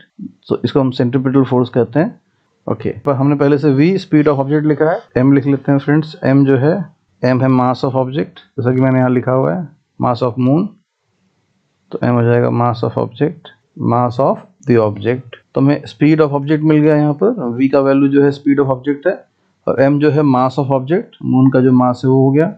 उसके बाद हम r लेते हैं। r जो होगा वो रेडियस ऑफ ऑर्बिट हो जाएगा, radius of the circular path कर सकते हैं, या फिर रेडियस ऑफ द ऑर्बिट। तो अगर हमारे पास स्पीड है, मास है और r है, तो इस केस में सेंट्रीपिटल फोर्स क्या होगा वो देखते हैं। F जो है सेंट्रीपिटल फोर्स है फ्रेंड्स, इसका वैल्यू होगा mass multiplied by speed square divide by radius of orbit. तो आपको अगर किसी पॉइंट पे सेंट्रीपिटल फोर्स निकालना है, तो आप मास को स्पीड के स्क्वायर से मल्टीप्लाई करेंगे और divide by radius of orbit कर देंगे। तो इस तरह से आपको सेंट्रीपिटल फोर्स का एक्सप्रेशन मिल जाएगा। इसका आपको डेरिवेशन नहीं करना है, खाली आपको याद रखना है कि सेंट्रीपिटल फोर्स जो होता है मास इनटू वेलोसिटी या speed square divide by radius of orbit. तो इस एक्सप्रेशन से आप सेंट्रीपिटल फोर्स निकाल सकते हैं। यदि आपको जो ऑब्जेक्ट सर्कुलर मोशन परफॉर्म कर रहा है उसका मास पता है, उसकी स्पीड पता है और रेडियस ऑफ ऑर्बिट पता है, तो आप इजीली सेंट्रीपिटल फोर्स निकाल सकते हैं। ओके, तो आगे बढ़ते हैं। Period of circular motion. So period का मतलब क्या होता है? अगर कोई ऑब्जेक्ट हमारे पास और ये ऑब्जेक्ट सर्कुलर मोशन परफॉर्म कर रहा है, ठीक है, तो सर्कुलर मोशन कंप्लीट करने का मतलब हो गया कि एक कंप्लीट सर्कुलर मोशन इस तरह से बॉडी ने परफॉर्म किया है। जिस पॉइंट से बॉडी स्टार्ट हुई है, इस तरह से घूम के अगर बॉडी फिर से सेम पॉइंट पे आ जाए तो उसे हम कहते हैं कंप्लीट सर्कुलर मोशन। पीरियड का मतलब होता है टाइम, या बॉडी को जितना समय लगता है एक सर्कुलर मोशन कंप्लीट करने के लिए, उसे हम कहते हैं period of circular motion. So the time taken by the body to complete one revolution is called as period of circular motion, ठीक है। क्योंकि ये टाइम पीरियड है ना, तो इसका यूनिट भी क्या होता है, टाइम का यूनिट ही होता है सेकंड बोलते हैं इसको, ठीक है। तो unit of period is second. आप सेकंड में ले सकते हो, मिनट्स में ले सकते हो, या फिर आवर्स में ले सकते हो। ऐसा यूनिट में हम हमेशा सेकंड यूज करते हैं, तो unit of period is going to be second. That is a very important point. So the period of circular motion definition is very simple friends. अब नेक्स्ट हमको देखना है, नेक्स्ट कंसेप्ट है हमारे पास रेडियस ऑफ ऑर्बिट। ये जो है इसे कहते हैं ऑर्बिट ऑफ सर्कुलर मोशन, और बॉडी जो है इस ऑर्बिट में सर्कुलर मोशन परफॉर्म कर रही है कुछ इस तरह से बॉडी जो है इस पर्टिकुलर ऑर्बिट में सर्कुलर मोशन परफॉर्म कर रही है। तो यहाँ पर हमें बात करना है रेडियस ऑफ ऑर्बिट की। तो इस ऑर्बिट का जो रेडियस है उसे हम कहते हैं रेडियस ऑफ ऑर्बिट। इसको नॉर्मली हम r से रिप्रेजेंट करते हैं। सो रेडियस ऑफ ऑर्बिट क्या होता है? It is the radius of circular path और the radius of circumference of circular path when body perform circular motion. जब बॉडी सर्कुलर मोशन परफॉर्म करती है इस तरह से, तो जिस पाथ को वो फॉलो करती है उस पाथ का जो रेडियस है उसे हम कहते हैं radius of orbit. So it is the radius of circular path followed by the body performing circular motion. तो हमको ध्यान देना है, एक तो होता है पीरियड ऑफ सर्कुलर मोशन, ये पर्टिकुलर मोशन कंप्लीट करने के लिए जो समय उसको लगता है उसे हम कहते हैं पीरियड ऑफ सर्कुलर मोशन, और दूसरा है रेडियस ऑफ ऑर्बिट। तो जो सर्कुलर पाथ बॉडी फॉलो करती है उसके रेडियस को हम कहते हैं रेडियस ऑफ ऑर्बिट। ये दो चीजें आपको क्लियर हो गई होंगी। चलिए हम यहाँ पर एक छोटा सा एक्सरसाइज कर लेते हैं। हम बॉडी जो है यूनिफॉर्म सर्कुलर मोशन परफॉर्म कर रही है मानते हैं, तो बॉडी जो है वो यूनिफॉर्म सर्कुलर मोशन परफॉर्म कर रही है। तो हमको पता है कि यूनिफॉर्म सर्कुलर मोशन में बॉडी की स्पीड जो होती है वो कांस्टेंट होती है। तो हम मानते हैं कि इस पॉइंट पे बॉडी की स्पीड जो है वो है v। तो हर पॉइंट पे आप कोई भी पॉइंट लेंगे तो उसकी स्पीड जो होगी v होगी। आप कह सकते हैं किसी भी पॉइंट पे अगर आप निकालते हैं तो बॉडी की स्पीड जो आएगी v आएगी, क्योंकि हम यूनिफॉर्म सर्कुलर मोशन ले रहे हैं तो उसकी स्पीड जो है कांस्टेंट रहेगी। तो उसकी स्पीड ले लेते हैं, स्पीड है v, बहुत सिंपल है। अब हमको पता है कि बॉडी जो है v स्पीड से मूव कर रही है, तो जो डिस्टेंस ट्रेवल होगा वो होगा सर्कमफ्रेंस ऑफ सर्कुलर पाथ। तो डिस्टेंस हो जाएगा कितना, डिस्टेंस टोटल डिस्टेंस जो हो जाएगा वो हो जाएगा सर्कमफ्रेंस ऑफ सर्कुलर पाथ। हमको पता है सर्कुलर पाथ का सर्कमफ्रेंस होता है 2 पाई और इसका रेडियस ऑफ ऑर्बिट हो जाएगा r। तो हमारे पास स्पीड मिल गई, डिस्टेंस मिल गया। अब हमको निकालना है पीरियड, टाइम पीरियड निकालना है कि भाई कितना टाइम लगेगा, उसको t निकालना है हमको। तो t जो है वो क्वेश्चन मार्क है मंथ। अब अगर हमें टाइम पीरियड निकालना है तो हमको पता है कि स्पीड जो होता है वो होता है डिस्टेंस अपॉन टाइम। तो यहाँ से टाइम हमको क्या मिल जाएगा, यहाँ से टाइम हमको क्या मिल जाएगा, टाइम जो है हम इस तरफ ले लेंगे, स्पीड नीचे आ जाएगी तो हो जाएगा डिस्टेंस अपॉन स्पीड। अब डिस्टेंस हमको पता है, डिस्टेंस कितना है, डिस्टेंस है 2 पाई r और स्पीड कितना है, स्पीड है इसका v। तो यहाँ पर आप देख लीजिए हमने बहुत ही सिंप्लीफाइड वे में टाइम पीरियड निकाल लिया कि उसे एक सर्कुलर मोशन कंप्लीट करने में कितना टाइम लगेगा, वो लगेगा 2 पाई r अपॉन v, है ना। तो ये 2 पाई r जो है डिस्टेंस है, इस सर्कुलर पाथ का डिस्टेंस इस तरह से, और v जो है उसकी स्पीड है, हर पॉइंट पे उसकी स्पीड जो है कांस्टेंट है, तो कांस्टेंट स्पीड से इस तरह मूव कर रही है, ठीक है। तो हम टाइम पीरियड का एक्सप्रेशन इस तरह से निकाल सकते हैं। एक सिंपल सा एक्सरसाइज था समझने के लिए, आगे हम इसके बारे में और डिटेल में देखेंगे। अभी के लिए खाली आप ये एक्सप्रेशन याद रखिए, टाइम पीरियड का जो एक्सप्रेशन है वो है 2 पाई r डिवाइड बाय v, है ना। और ये ध्यान देना कि यहाँ पर जो हम ले रहे हैं यूनिफॉर्म सर्कुलर मोशन ले रहे हैं, हर पॉइंट पे उसकी स्पीड जो है कांस्टेंट।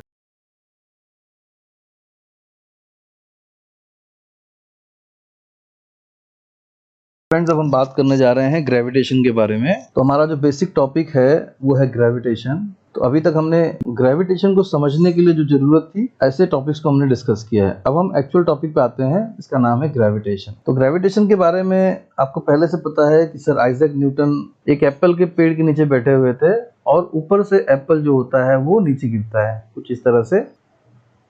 तो वो एप्पल जो है आप देख लीजिए सर आइजैक न्यूटन के सर पे गिरता है इस तरह से, और जैसे ही एप्पल उनके सर पे गिरता है वो सोचने लगते हैं कि ये एप्पल क्यों मेरी तरफ आया। तो जब ये इंसिडेंट हुआ तो उसके बाद में न्यूटन के मन में बहुत सारे डाउट्स आए। जो पहला डाउट था वो ये था कि जो सारे के सारे एप्पल्स हैं वो डाउनवर्ड, वर्टिकली डाउनवर्ड ही क्यों गिरते हैं, मतलब नीचे की तरफ ही क्यों आए वो, है ना, किसी एंगल में क्यों नहीं चले गए। ये जो एप्पल नीचे की तरफ आया इस तरह से, तो इस तरह से गिरने की बजाय एप्पल इस तरह से क्यों नहीं चले गया, या फिर एप्पल ऊपर की तरफ क्यों नहीं चलेगा। तो ये सारे क्वेश्चंस उनके मन में थे। Newton wondered why all apples fall vertically downward and not at an angle to the vertical. तो ये जो उनका पहला क्वेश्चन था कि भाई एप्पल जो है वर्टिकली डाउनवर्ड ही क्यों गिरा, किसी पर्टिकुलर एंगल में क्यों नहीं गिरा, ठीक है। दूसरा क्वेश्चन उनके मन में आया कि why do they not fly of in the horizontal direction. जो दूसरा क्वेश्चन था वो था कि जो एप्पल इस तरह से नीचे की तरफ गिरा था, राइट, वो हॉरिजॉन्टली क्यों नहीं चले गया, इस तरह से इस डायरेक्शन में क्यों नहीं चले गया। तो ये उनका सेकंड क्वेश्चन था। पहला क्वेश्चन ये था कि जो एप्पल गिरा है वर्टिकली क्यों गिरा है, वो सर्टेन एंगल में क्यों नहीं गिरा, इस डायरेक्शन में, इस तरह से ये एंगल में या ऐसे एंगल में क्यों नहीं गया, राइट। तो वो पहला क्वेश्चन था। दूसरा ये था कि हॉरिजॉन्टली क्यों नहीं गया वो, ठीक है। न्यूटन ने इन क्वेश्चन के बारे में जब सोचा तो न्यूटन ने ये कंक्लूजन निकाला कि भाई अर्थ जो है वो इस एप्पल को अपनी तरफ खींच रही है, राइट।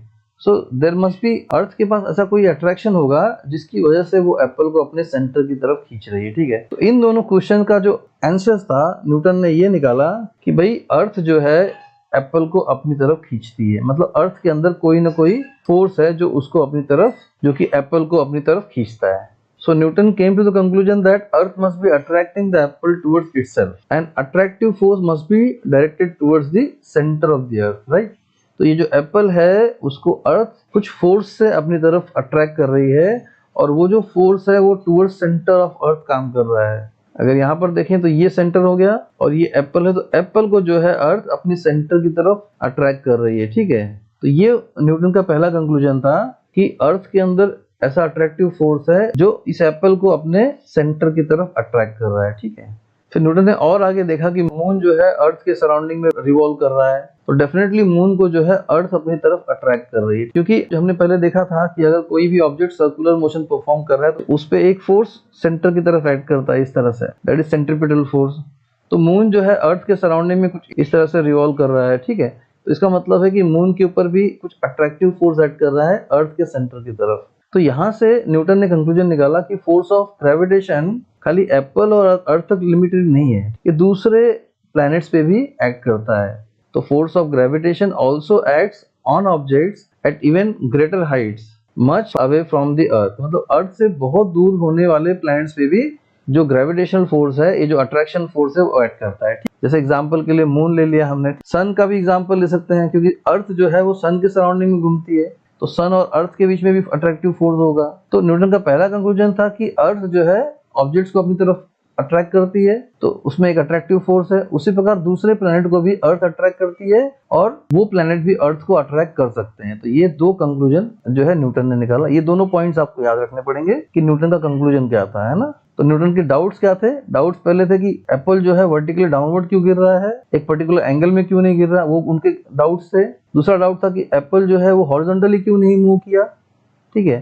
तो उसका कंक्लूजन उन्होंने ये निकाला कि अर्थ जो है एप्पल को अपने सेंटर की तरफ खींचती है, अट्रैक्ट करती है, इसीलिए जो एप्पल है वो वर्टिकली डाउनवर्ड गिरेगा और कोई भी डायरेक्शन में नहीं जाएगा। और उसी प्रकार मून और अर्थ के बीच में भी अट्रैक्टिव फोर्स है, अर्थ और सन के बीच में भी अट्रैक्टिव फोर्स एक्ट करता है, और दूसरे प्लैनेट्स, अदर प्लैनेट्स और सन के बीच में भी अट्रैक्टिव फोर्स एक्ट करता है। तो न्यूटन ने थर्ड कंक्लूजन ये दिया कि एवरी प्लैनेट, जैसा कि हमने देखा है फ्रेंड्स कि ये जो फोर्स ऑफ अट्रैक्शन है वो अर्थ और मून में ही लिमिटेड नहीं है, दूसरे प्लैनेट्स के बीच में भी अट्रैक्टिव फोर्स एक्ट करता है। वही है न्यूटन का थर्ड कंक्लूजन कि every planet in the universe attract every other planet. तो थर्ड कंक्लूजन ये है कि हर प्लैनेट जो है वो दूसरे प्लैनेट को अट्रैक्ट करता है, ठीक है।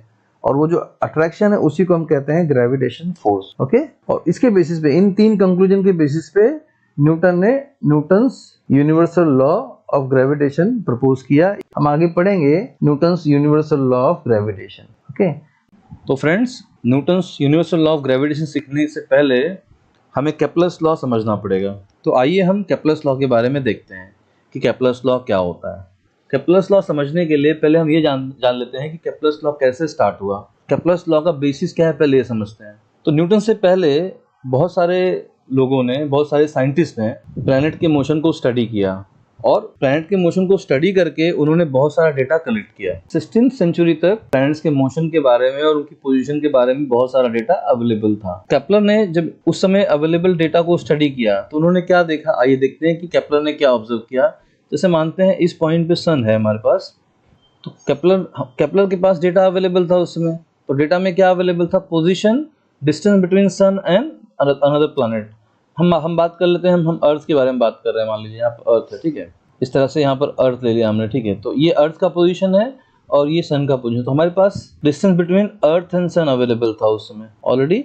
बहुत सारे साइंटिस्ट ने ये डेटा कलेक्ट किया हुआ था, बहुत सारी टेक्निक्स यूज की थी। उन टेक्निक्स के थ्रू उन्होंने डिस्टेंस निकाला सन और अर्थ के बीच में। तो केप्लर ने उस डेटा को प्लॉट किया, तो उन्होंने देखा कि भाई एक पर्टिकुलर टाइम पे ये डिस्टेंस सन और अर्थ के बीच का है। थोड़े टाइम के बाद देखते हैं कि ये डिस्टेंस यहाँ से यहाँ, अर्थ यहाँ पर आ गया, तो ये डिस्टेंस कुछ इस तरह से, तो डिस्टेंस इतना हो जाएगा। फिर उसके बाद उन्होंने क्या देखा कि अर्थ जो है उस यहाँ पर आ गई है, डिस्टेंस इतना हो गया, तो ये डिस्टेंस हो गया। और उसी प्रकार जब उन्होंने अलग अलग टाइम पे डिस्टेंस को प्लॉट किया इस तरह से, तो उन्होंने देखा कि एक सर्कुलर पाथ ना होके कुछ इस तरह के पाथ में इस तरह से डिस्टेंस चेंज हो रहा है। इस तरह से अर्थ जो है एक प्रॉपर सर्कुलर पाथ ना फॉलो करके कुछ इस तरह से एक इस तरह का पाथ फॉलो कर रही है। इस पाथ को इलिप्टिकल पाथ कहते हैं। हम कह सकते हैं कि भाई जो प्लैनेट है वो सन के अराउंड इस तरह के पाथ में घूमती है। जैसे कि ये पाथ जो इलिप्टिकल पाथ है, तो हम कह सकते हैं कि जो प्लैनेट्स हैं वो सन के अराउंड में इलिप्टिकल पाथ फॉलो करते हैं। तो हम भी ये इजीली बता सकते हैं कि भाई इस तरह का पाथ फॉलो होता है। तो ये खाली अर्थ और सन के लिए ही नहीं, आप कोई भी प्लैनेट लोगे तो वो प्लैनेट जो होगा इस तरह का पाथ ही फॉलो करेगा, ना कि एग्जैक्ट सर्कुलर पाथ। तो वही यहाँ पर हमको समझना है कि तो केप्लर ने प्लैनेटरी मोशन को डिस्क्राइब करने के लिए 3 तरह के लॉ दिए हमें, है ना। उनको हम 3 केप्लर्स लॉ कहते हैं, ठीक है। तो हमने ये देखा कि बाई 16th सेंचुरी बहुत सारे एस्ट्रोनॉमर्स ने डिस्टेंस बिटवीन प्लैनेट्स की पोजीशन के बारे में, प्लैनेट के मोशन के बारे में डेटा कलेक्ट किया हुआ था, है ना। उन्होंने ऑब्जर्वेशन किया, जो उनके पास उस समय टेक्निक अवेलेबल थी, है ना। टेलीस्कोप तो उस समय नहीं रहा होगा, लेकिन फिर भी उसके अलावा बहुत सारे उनके पास इंस्ट्रूमेंट्स थे जिसके थ्रू वो डिस्टेंस कैलकुलेट कर सकते थे। तो उन्होंने उस समय जो अवेलेबल उनके पास जो इंस्ट्रूमेंट्स थे, जो टेक्निक्स थी, उसके थ्रू प्लैनेट्स के मोशन के बारे में और उनकी पोजीशन के बारे में बहुत सारा डेटा कलेक्ट किया हुआ था। तो केपलर ने यहाँ पर क्या किया, जो डेटा अवेलेबल था उस समय, उस डेटा को उन्होंने स्टडी किया और उस डेटा के बेसिस पे उन्होंने 3 डिफरेंट लॉज दिए हैं, ठीक है, जिन्हें हम कहते हैं केपलर्स लॉ। तो केपलर के 3 लॉज हैं, वो हम स्टडी करेंगे, ठीक है। तो जैसे मैंने पहला बताया कि जैसे हमने अगर हम सन और अर्थ के बीच का डिस्टेंस प्लॉट करते हैं डिफरेंट टाइम से, तो हम देखते हैं कि अर्थ जो है कुछ इस तरह का पाथ फॉलो करती है। तो हम कह सकते हैं भाई कि अर्थ जो है एक इलिप्टिकल पाथ फॉलो करती है। तो इस तरह के पाथ को इलिप्टिकल पाथ कहते हैं। जैसे ये है, ये इलिप्स है, जो कि प्रॉपर सर्कल नहीं है, इस तरह का जो पाथ है इसको हम इलिप्स बोलते हैं। तो ठीक है, तो इलिप्स में क्या होता है, जैसे सर्कल में एक सेंटर होता है, यहाँ पर इलिप्स में 2 सेंटर पॉइंट होते हैं, एक पॉइंट यहाँ है और दूसरा पॉइंट यहाँ होगा। इन सेंटर पॉइंट को हम फोकस बोलते हैं। ये हमारा फोकस है, ये फोकस हो गया, तो ये फर्स्ट फोकस हो गया और ये सेकंड फोकस हो गया, ठीक है। तो जैसे डेटा हमने प्लॉट किया, हमने देखा कि अर्थ जो है सन के सराउंडिंग में इलिप्टिकल पाथ में मूव करती है, जबकि सन जो है वो फोकस पे रहता है और अर्थ इस तरह से घूमती है। इस पाथ को कहते हैं elliptical path. Okay, Oval shape में जो ये पाथ दिख रहा है आपको, इस शेप को हम इलिप्स कहते हैं, जबकि ये सर्कल है। ओके, तो अभी आप समझ लीजिए कि ये सर्कल होता है, सर्कल में सेंटर से डिस्टेंस जो होता है कांस्टेंट रहता है, हर पॉइंट पे सेंटर से डिस्टेंस कांस्टेंट रहता है, इसको हम कहते हैं रेडियस। जबकि इलिप्स में क्या होता है, 2 सेंटर होते हैं और इन सेंटर्स को हम कहते हैं फोकस। तो सेंटर से, तो इलिप्स में क्या होता है, सेंटर से इस पॉइंट का डिस्टेंस सेम नहीं रहता, वो डिस्टेंस चेंज होते रहता है। स्टार्टिंग में वो डिस्टेंस कम होता है, जबकि जब दूर जाएंगे तो डिस्टेंस बढ़ते जाता है, ऐसे कुछ इस तरह से। आपको रफ आइडिया हो गया कि इलिप्स क्या होता है और सर्कल क्या होता है। तो केपलर ने क्या किया था, उन्होंने सन और अर्थ की पोजीशन को प्लॉट किया डिफरेंट टाइम से, और उन्होंने देखा कि भाई अर्थ जो है एक सर्कुलर पाथ में न घूमकर एक इलिप्टिकल पाथ में सन के सराउंडिंग में घूमती है, और सन जो होता है वो एक फोकस पॉइंट पे रहता है। जैसे इलिप्स में 2 फोकस पॉइंट है, तो सन एक फोकस पॉइंट पे रहता है, ठीक है। तो यही उनका फर्स्ट लॉ भी है, तो हम आगे देखेंगे इस बारे में। तो हम आते हैं केपलर्स फर्स्ट लॉ में। अब केपलर्स का फर्स्ट लॉ क्या है, केपलर्स का फर्स्ट लॉ वही है जो हमने भी देखा, the orbit of planet is an ellipse with the sun at one of its focus, right. Orbit का मतलब होता है path followed by the planet. हमने पहले भी देखा था कि ऑर्बिट का मतलब होता है path followed by the planet. तो the path followed by a planet is an ellipse, मतलब जो प्लैनेट है वो इलिप्टिकल पाथ में घूमता है कुछ इस तरह से, ठीक है, with the sun at one of the foci. जैसा कि आप यहाँ पर देख सकते हैं, ये इलिप्स हो गया फ्रेंड्स इस तरह से, और उसमें 2 फोकस पॉइंट्स हैं, एक फोकस पॉइंट यहाँ पर है और दूसरा फोकस पॉइंट यहाँ पर है, ठीक है। तो ये बेसिक इन्फॉर्मेशन हमने पहले देख ली थी, इलिप्स क्या होता है। अब यहाँ पर आप देखेंगे तो ये हो गया, यहाँ पर ये इलिप्टिकल पाथ है फ्रेंड और 2 फोकस है, तो किसी एक फोकस पे सन होगा, यहाँ पर सन है फ्रेंड्स, और ये हमारा प्लैनेट हो गया। आप यहाँ पर देखेंगे जो प्लैनेट है फ्रेंड्स, प्लैनेट जो है वो सन के सराउंडिंग में कुछ इस तरह से इलिप्टिकल पाथ में मोशन परफॉर्म कर रहा है, ठीक है। देखिए आप, तो प्लैनेट जो है वो कंटिन्यूअसली सन के सराउंडिंग में इस तरह से इलिप्टिकल पाथ में मूव कर रहा है, जबकि सन जो है वो फोकस पॉइंट पे है। तो यही जो लॉ है वो उसे हम केपलर्स फर्स्ट लॉ कहते हैं। तो इसी लॉ को हम केपलर्स फर्स्ट लॉ कहते हैं। तो इस लॉ में खाली इतना ही है, यह लॉ खाली हमें ये बताता है कि किस तरह से प्लैनेट जो है वो सन के सराउंडिंग में मोशन परफॉर्म करता है, जिस तरह से इलिप्टिकल पाथ में मोशन परफॉर्म करता है, राइट, ठीक है। तो ये जो एक्सप्लेनेशन है हमें फर्स्ट लॉ में मिलता है। तो केपलर ने ये जो फर्स्ट लॉ दिया था वो जो डेटा अवेलेबल था उसकी बेसिस पे दिया था, ठीक है। अब आगे बढ़ते हैं, केपलर का सेकेंड लॉ देखते हैं फ्रेंड्स। केपलर सेकेंड लॉ क्या कहता है, the line joining the planet and the sun sweeps equal area in equal interval of time. तो पहले हम देखते हैं कि line joining the planet and the sun ये क्या होता है, ठीक है। तो वो हमें यहाँ से मिल जाएगा, ये हमारा इलिप्टिकल पाथ है फ्रेंड्स, और यहाँ पर सन है, देखते हैं हम, ठीक है, और इस पॉइंट पे जो है प्लैनेट है। तो ये सन हो गया और ये प्लैनेट हो गया।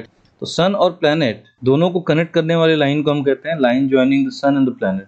अब जैसे जैसे ये प्लैनेट इस तरह से मूव करेगा, ये जो लाइन है एक एरिया कवर करते जाएगी, जिस एरिया के थ्रू ये मूव करेगी लाइन, उस एरिया को हम कहेंगे कि area sweep by the line joining planet and the earth. तो ये प्लैनेट मान लीजिए यहाँ पर है, और हम मानते हैं कि भाई कुछ समय के बाद ये प्लैनेट घूम के यहाँ पहुंचेगा पॉइंट सी पे, ठीक है। तो दोनों के दोनों सेम प्लैनेट को डिस्क्राइब कर रहे हैं, लेकिन अलग अलग टाइम इंटरवल पे। तो सेम प्लैनेट जो अभी यहाँ पर है वो 2 दिन के बाद इस पॉइंट पे आएगा। तो मैंने दोनों पोजीशन यहाँ दिखा दी आपको। और तीसरी पोजीशन यहाँ पर है मानते हैं, तो मान लीजिए स्टार्टिंग में प्लैनेट यहाँ पर है, 2 दिन के बाद प्लैनेट यहाँ पर होगा, और उसके 2 दिन के बाद मतलब यहाँ से 4 दिन के बाद प्लैनेट यहाँ पर होगा। तो ये 3 डिफरेंट लोकेशन मैंने दिखाया आपको।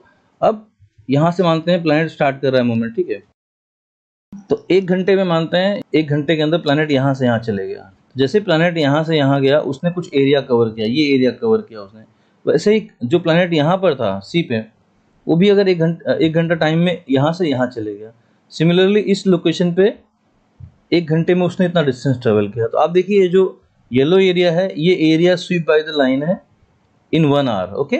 जबकि ये जो एरिया है, ये भी area sweep by the line in 1 hour, but planet यहाँ पर था, जो प्लैनेट थोड़ा दूर था। और ये जो दिख रहा है आपको, ये area sweep by the line when planet is from here to here, ठीक है। तीनों डायग्राम क्या दिखा रहे हैं हमको? Area sweep by the line joining planet and the sun in 1 hour, ठीक है। अब हम लोग 1 घंटा और लेते हैं, चलो क्या होगा देखते हैं फ्रेंड्स। तो 1 और घंटे में इतना एरिया उसने स्वीप किया यहाँ पर, 1 और घंटे में इतना एरिया स्वीप किया जब वहाँ इस पोजीशन पे था। सिमिलरली 1 और घंटे में उसने इतना एरिया कवर किया। अब 3 घंटे में इतना एरिया कवर हो गया, यहाँ पर 3 घंटे में इतना एरिया कवर हुआ। 4 घंटे में ये एरिया यहाँ पर कवर हो रहा है, 4 घंटे में इतना एरिया यहाँ कवर हो रहा है, 5 घंटे में, फिर 6 घंटे में, फिर 7 घंटे में, फिर 8 घंटे में मानते हैं, ठीक है। तो 8 घंटे में उसने इतना एरिया कवर किया जब वो इस पोजीशन पे है तो प्लैनेट, ठीक है। 8 घंटे में उसने यहाँ से यहाँ गया तो ये एरिया कवर किया, और 8 घंटे में उसने यहाँ से यहाँ एरिया कवर किया, ठीक है। तो ये लॉ क्या कहता है, सेकंड लॉ, कि अगर हम इक्वल इंटरवल ऑफ टाइम लेंगे तो प्लैनेट कहीं पर भी रहेगा वो सेम एरिया कवर करेगा। मतलब ये जो एरिया कवर किया उसने, मानते हैं कुछ टाइम इंटरवल में ये जो एरिया कवर किया है, इसे हम अगर मानते हैं कि ये 8 आवर्स में किया है, ठीक है। तो जब वो प्लैनेट यहाँ से शुरू करेगा तो भी 8 आवर्स में ये एरिया कवर करेगा। मान लीजिए प्लैनेट यहाँ पर था तो उसने जो एरिया कवर किया वो भी 8 आवर्स में इतना है ना। बट डिफरेंस खाली ये है कि यहाँ पर जब वो दूर गया था तब था, ठीक है। तो ये भी 8 आवर्स में कवर किया एरिया है फॉर एग्जाम्पल, ठीक है। मतलब 8 घंटे में इतना एरिया कवर किया जब वो यहाँ से स्टार्ट किया। जब यहाँ से स्टार्ट करेगा तो भी 8 घंटे में इतना एरिया कवर करेगा। जब यहाँ से स्टार्ट करेगा पॉइंट ई से तो भी ये एरिया कवर करेगा, ठीक है। ठीक है, तो ये एरिया जो कवर हुए हैं वो same time interval let us से 8 आवर्स में कवर हुए हैं। तो अब लॉ ये कहता है कि सेम टाइम इंटरवल में सेम एरिया कवर होगा। मतलब अगर ये एरिया A1 है, अगर ये हमारा एरिया A1 है फ्रेंड्स, ये एरिया A2 है और ये एरिया A3 है, ठीक है। तो as per this law area A1, area A2 और एरिया A3 तीनों के तीनों एरिया सेम है, राइट। तो वही कह रहा है कि line joining the planet and the sun sweeps equal areas in equal interval of time. तो किसी पोजीशन पे भी अगर प्लैनेट रहेगा तो वो सेम एरिया कवर करेगा सेम टाइम इंटरवल पे। अगर हम इस डायग्राम को देखें अच्छे से, तो जब प्लैनेट इस पॉइंट से इस पॉइंट पे मूव कर रहा है, पॉइंट ए से स्टार्ट करके यहाँ तक जा रहा है, ठीक है, 8 आवर्स में, तो वो एक कर्व का लेंथ कवर कर रहा है, ठीक है। हम मानते हैं कि जो कर्व पे जो डिस्टेंस वो ट्रेवल कर रहा है वो डिस्टेंस जो है वो D1 है, ठीक है, 8 आवर्स में, ओके। सिमिलरली जब वो पॉइंट सी से स्टार्ट कर रहा था, पॉइंट सी जो है वो सन से थोड़ा दूर है, तो जब पॉइंट सी से स्टार्ट किया तो वो जब यहाँ से यहाँ तक गया तो वो जो डिस्टेंस ट्रेवल किया अलॉन्ग द कर्व वो मानते हैं D2 है, ठीक है। और सिमिलरली जब और दूर था वो पॉइंट ई पे, तो पॉइंट ई पे गया वो यहाँ से यहाँ तक, तो जो कर्व के अलॉन्ग डिस्टेंस ट्रेवल किया वो मानते हैं कि D3 है। तो आप देखिए कि सेम टाइम इंटरवल में यहाँ पर उसने डिस्टेंस ज़्यादा ट्रेवल किया, यहाँ थोड़ा सा उससे कम किया और यहाँ बहुत कम किया। तो हम कह सकते हैं कि D1 is more than D2 is more than D3। मतलब जो डिस्टेंस ट्रेवल कर रहा है प्लैनेट 8 आवर्स में, वो डिस्टेंस जैसे नज़दीक है तो ज़्यादा है और जब दूर है तो वो कम हो जाता है, ठीक है। तो ये 2 कंक्लूजन निकल रहा है यहाँ से, ठीक है।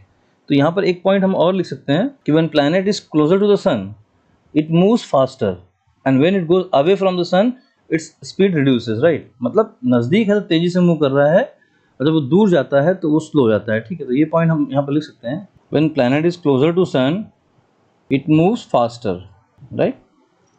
सो अगर हम इसको डिस्टेंस r बोल रहे हैं, रेडियस के फॉर्म में दिख रहा है ना, हम ये कह सकते हैं कि जो स्पीड ऑफ प्लैनेट मानते हैं v है, v स्पीड से मूव कर रहा है वो, और r जब हम r को बढ़ाएंगे तो स्पीड क्या होगी, कम हो जाएगी, ठीक है ना। तो जैसे दूर जा रहे हैं हम, है ना, प्लैनेट से, उसकी स्पीड कम होते जा रही है, जब नज़दीक आ रहा है तो स्पीड फास्ट हो रही है, इसीलिए वो सेम टाइम में लॉन्ग डिस्टेंस ट्रेवल कर पा रहा है यहाँ पर, ठीक है। जबकि जब दूर है तो सेम टाइम में वो जो डिस्टेंस ट्रेवल कर रहा है वो स्मॉल है, राइट। इस तरह से तो हम कह सकते हैं कि उसकी जो स्पीड है, जब वो सन से नज़दीक है प्लैनेट तो उसकी स्पीड ज़्यादा है यहाँ पर, जब वो सन से दूर है तो उसकी स्पीड कम है। तो इस तरह से हम इसको समझ सकते हैं। तो when planet is closer to the sun it moves faster. तो ये हमारे को दूसरा कंक्लूजन मिल गया, ठीक है।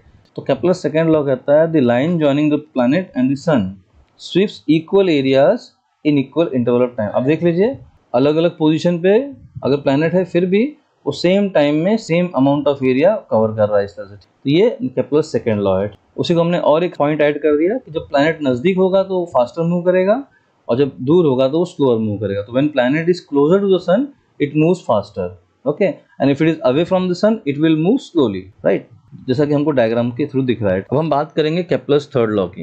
केप्लर्स थर्ड लॉ क्या कहता है वो देखते हैं। थर्ड लॉ कहता है the square of its period of revolution around the sun. Its means planet का जो पीरियड है, ठीक है।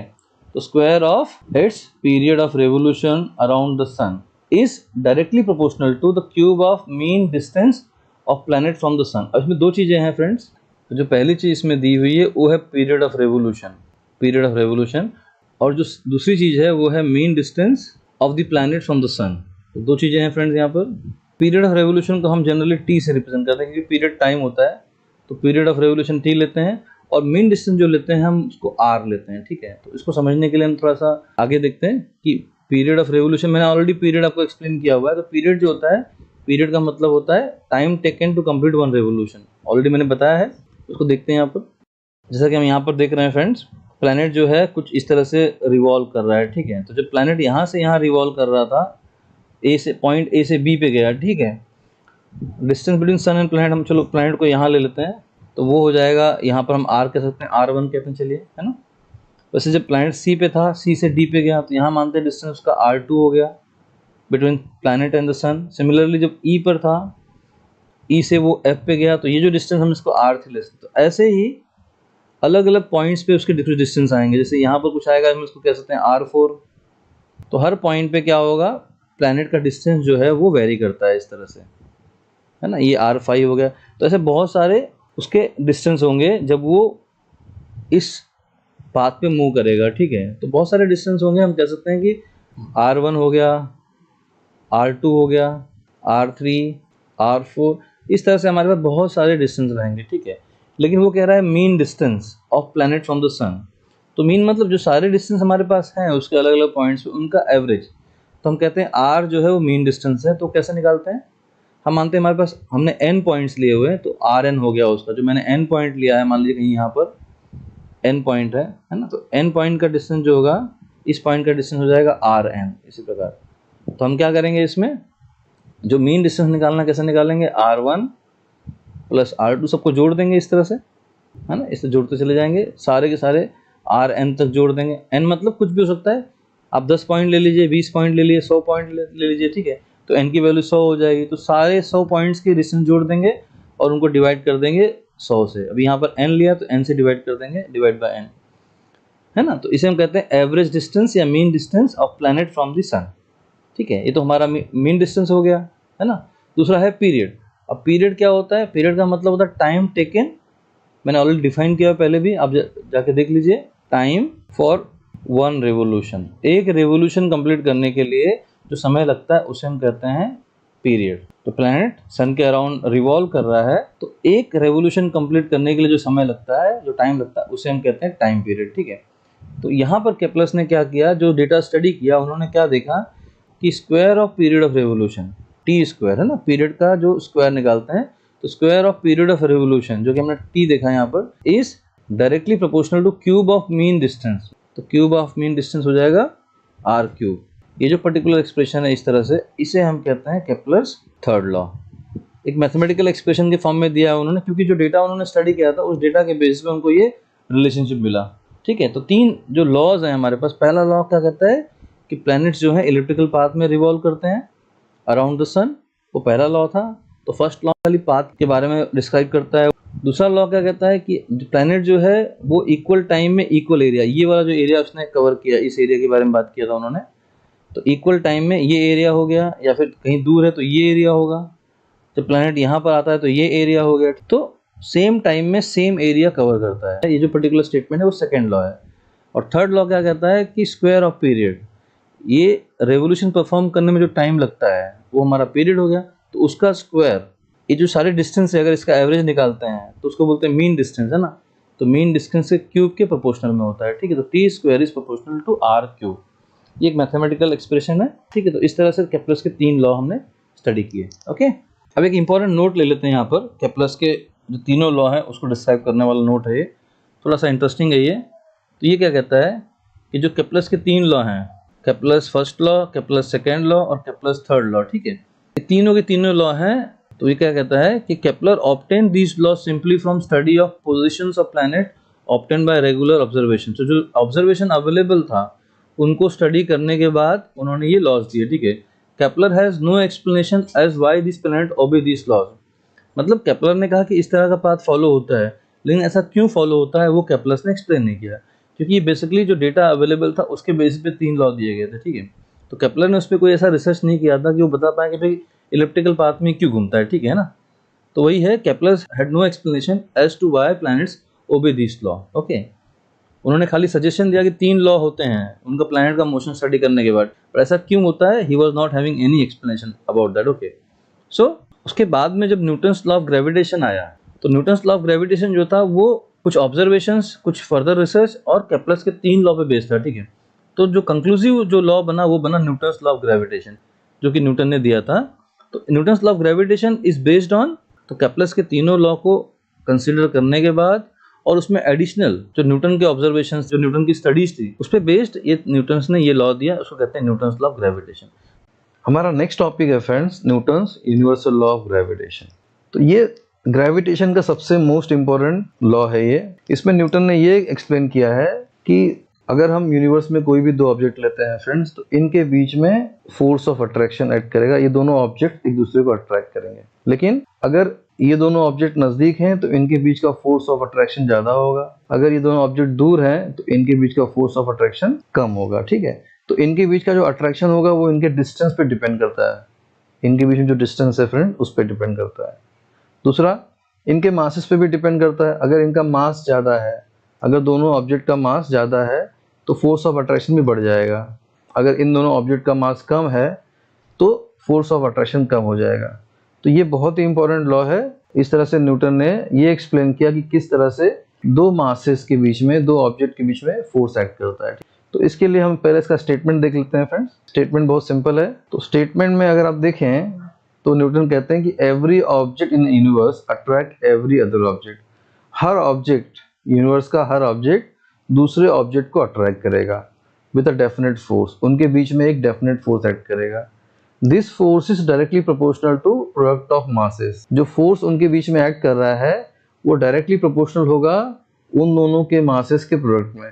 जैसे अगर एक का मास m1 है और दूसरे का मास m2 है, m1 इंटू m2 से फोर्स जो होगा डायरेक्टली प्रोपोर्शनल होगा, और and it is inversely proportional to the square of distance between them. तो उनके बीच में जो फोर्स है वो उनके बीच के डिस्टेंस के स्क्वायर से इनवर्सली प्रोपोर्शनल होगा। तो ये जो स्टेटमेंट है, स्टेटमेंट बहुत सिंपल है, इसको हम एग्जाम्पल के थ्रू समझते हैं तो ज़्यादा क्लियर हो जाएगा आपको। जैसे ये हमारे पास एक ऑब्जेक्ट है फ्रेंड्स, इसका मानते हैं मास m1 है, ओके। और एक ऑब्जेक्ट और लेते हैं फ्रेंड्स, तो इस ऑब्जेक्ट का मास जो है फ्रेंड्स m2 ले लेते हैं। तो हमारे पास 2 ऑब्जेक्ट दिए हुए हैं, एक m1 और एक m2 है।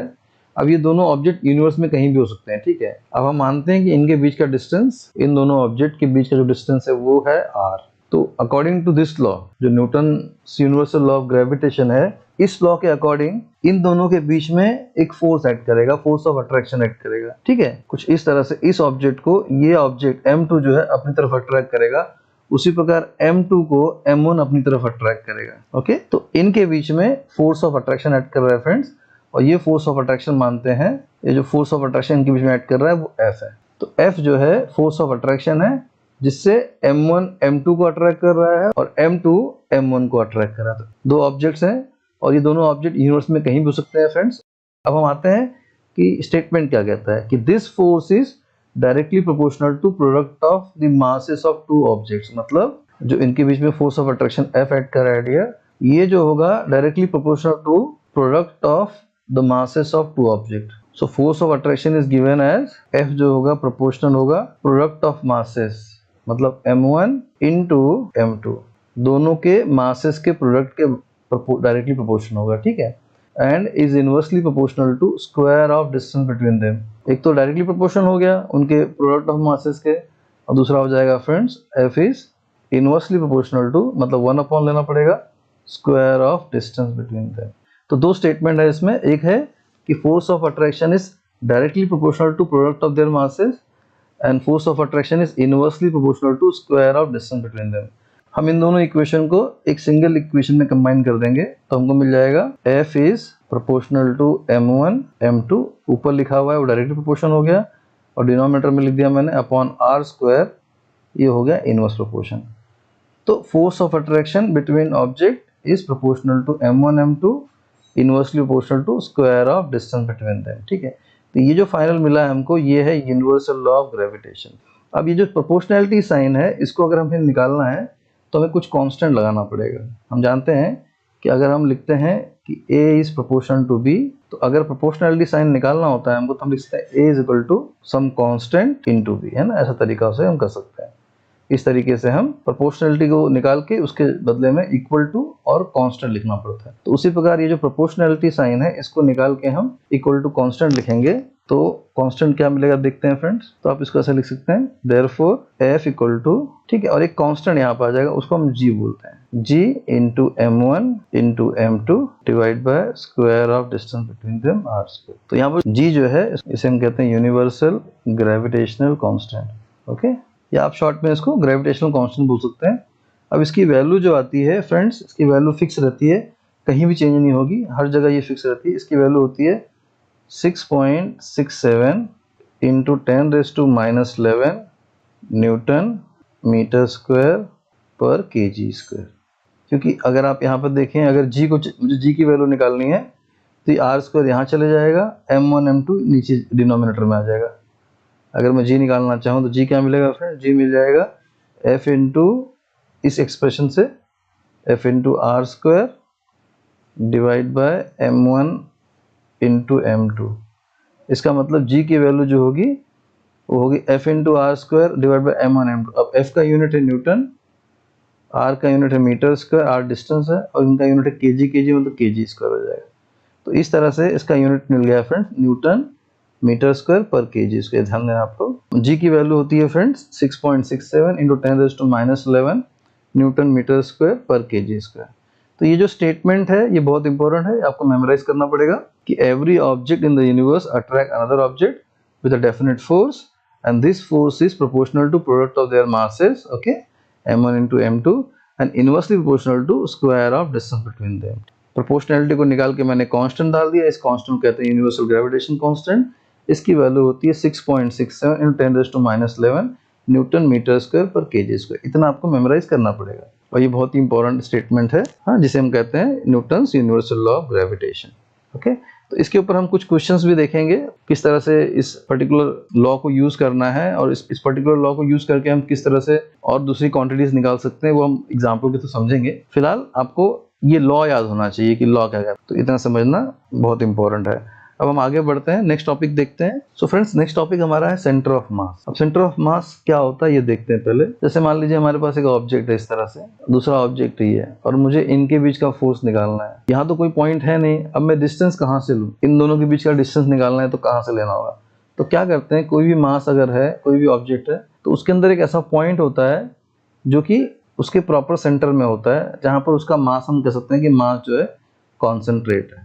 तो हम अज्यूम कर सकते हैं कि इस बॉडी का मास जो है इस पॉइंट के ऊपर कॉन्सेंट्रेट है, इस पॉइंट के ऊपर जमा हुआ है, ठीक है। उसी प्रकार इस बॉडी का मास जो है यहाँ पर मानते हैं। तो अगर हमें इन दोनों बॉडी के बीच का डिस्टेंस लेना है तो मैं इनके सेंटर ऑफ मास के बीच का डिस्टेंस ले लूंगा सीधा यहाँ से यहाँ तक। इसको मैं कह सकता हूँ कि ये मेरा डिस्टेंस हो गया इन दोनों ऑब्जेक्ट के बीच में। तो इसलिए सेंटर ऑफ मास इंपॉर्टेंट होता है, ठीक है। तो सेंटर ऑफ मास बेसिकली एक ऐसा इमेजिनरी पॉइंट है, कोई रियल पॉइंट नहीं होता, जहां पर हम अज्यूम करते हैं कि सारा का सारा मास जो है वो कॉन्सेंट्रेटेड है, ठीक है। और जैसे मैं बोलूँ कि अभी एक रॉड है मेरे पास इस तरह से, तो इसका सेंटर ऑफ मास यहाँ बीचों बीच आ जाएगा, ठीक है। अगर आप यहाँ पर होल्ड कर लेंगे तो पूरा का पूरा रॉड बैलेंस हो जाएगा। अगर ऐसा आप होल्ड कर लें तो आप देखेंगे पूरा रॉड जो है वो बैलेंस हो जाएगा। तो बेसिकली ये जो पॉइंट है यहाँ पर उसका सेंटर ऑफ मास आ जाएगा। तो हम कह सकते हैं कि पूरे पूरे रॉड का जो मास है इस पॉइंट पे कॉन्सेंट्रेट किया हुआ है। अगर हम ऐसे एक सर्कुलर डिस्क ले लेते हैं तो यहाँ पर आ जाएगा फ्रेंड्स, है ना, सेंटर ऑफ मास। स्फीयर ले लेते हैं हम लोग, मानो ये स्फीयर है, ऐसे एक स्फीयर ले लिया हमने, तो इसका सेंटर यहाँ पर ज्योमेट्रिकल सेंटर आ जाएगा। ओके, एक रिंग ले लेते हैं, मानते हैं ये रिंग है, इस तरह से एक रिंग ले लिया हमने, तो इस रिंग में यहाँ पर होगा, बॉडी के बाहर भी सेंटर ऑफ मास हो सकता है, ठीक है। सेंटर ऑफ मास बेसिकली एक ऐसा पॉइंट है जहाँ जो कि पूरे बॉडी के सेंटर में आना चाहिए, तभी वहां पर उसका मास हम अज्यूम कर सकते हैं, ठीक है। ऐसे तो जरूरी नहीं है कि सेंटर ऑफ मास हमेशा बॉडी के अंदर है, बॉडी के, क्योंकि सेंटर ऑफ मास ऐसा पॉइंट है जहां से बॉडी पूरा सिमेट्रिकली बैलेंस होनी चाहिए, ठीक है। तो ये उसका सेंटर ऑफ मास हो जाएगा। तो सेंटर ऑफ मास बेसिकली एक इमेजिनरी कंसेप्ट है, हम मानते हैं कि बॉडी का सारा मास उस पॉइंट पे कॉन्सेंट्रेट है। तो देखते हैं इसका डेफिनेशन क्या है friends. So the centre of mass of an object is a point inside और outside the object at which the total mass of the object can be assumed to be concentrated। Simple सी बात है कि center of mass of an object is a point, एक ऐसा point है inside या outside, okay, वो body के अंदर भी हो सकता है, बॉडी के बाहर भी हो सकता है। at which the total mass of the object can be assumed to be concentrated, मतलब ऐसा पॉइंट जहां पर आप ऑब्जेक्ट का टोटल मास अज्यूम करते हैं कि कॉन्सेंट्रेट है। जैसे हमने बताया आपको, एक सर्कुलर डिस्क ले लेते हैं फ्रेंड्स, मानते हैं सर्कुलर डिस्क है हमारे पास, इस तरह से ऐसे, ओके, तो इसका सेंटर ऑफ मास तो यहाँ हो जाएगा, तो ये बॉडी के अंदर है ना, एकदम इस तरह से बॉडी के सेंटर। लेकिन अगर मेरे पास सर्कुलर रिंग है, इस तरह से एक रिंग है मानते हैं, तो इस केस में भी सेंटर यहाँ पर आएगा। पहले वाले केस में भी सेंटर यहाँ पर था, ज्योमेट्रिकली जो एकदम बीचों बीच पॉइंट था वहीं पर था, तो यहाँ भी यहीं पर आएगा फ्रेंड्स, ओके। कोई इरेगुलर शेप है मानते हैं, तो यहाँ पर कहीं भी आ सकता है प्रॉपर, लेकिन इस केस में यहाँ पर आएगा, इस केस में यहाँ पर आएगा।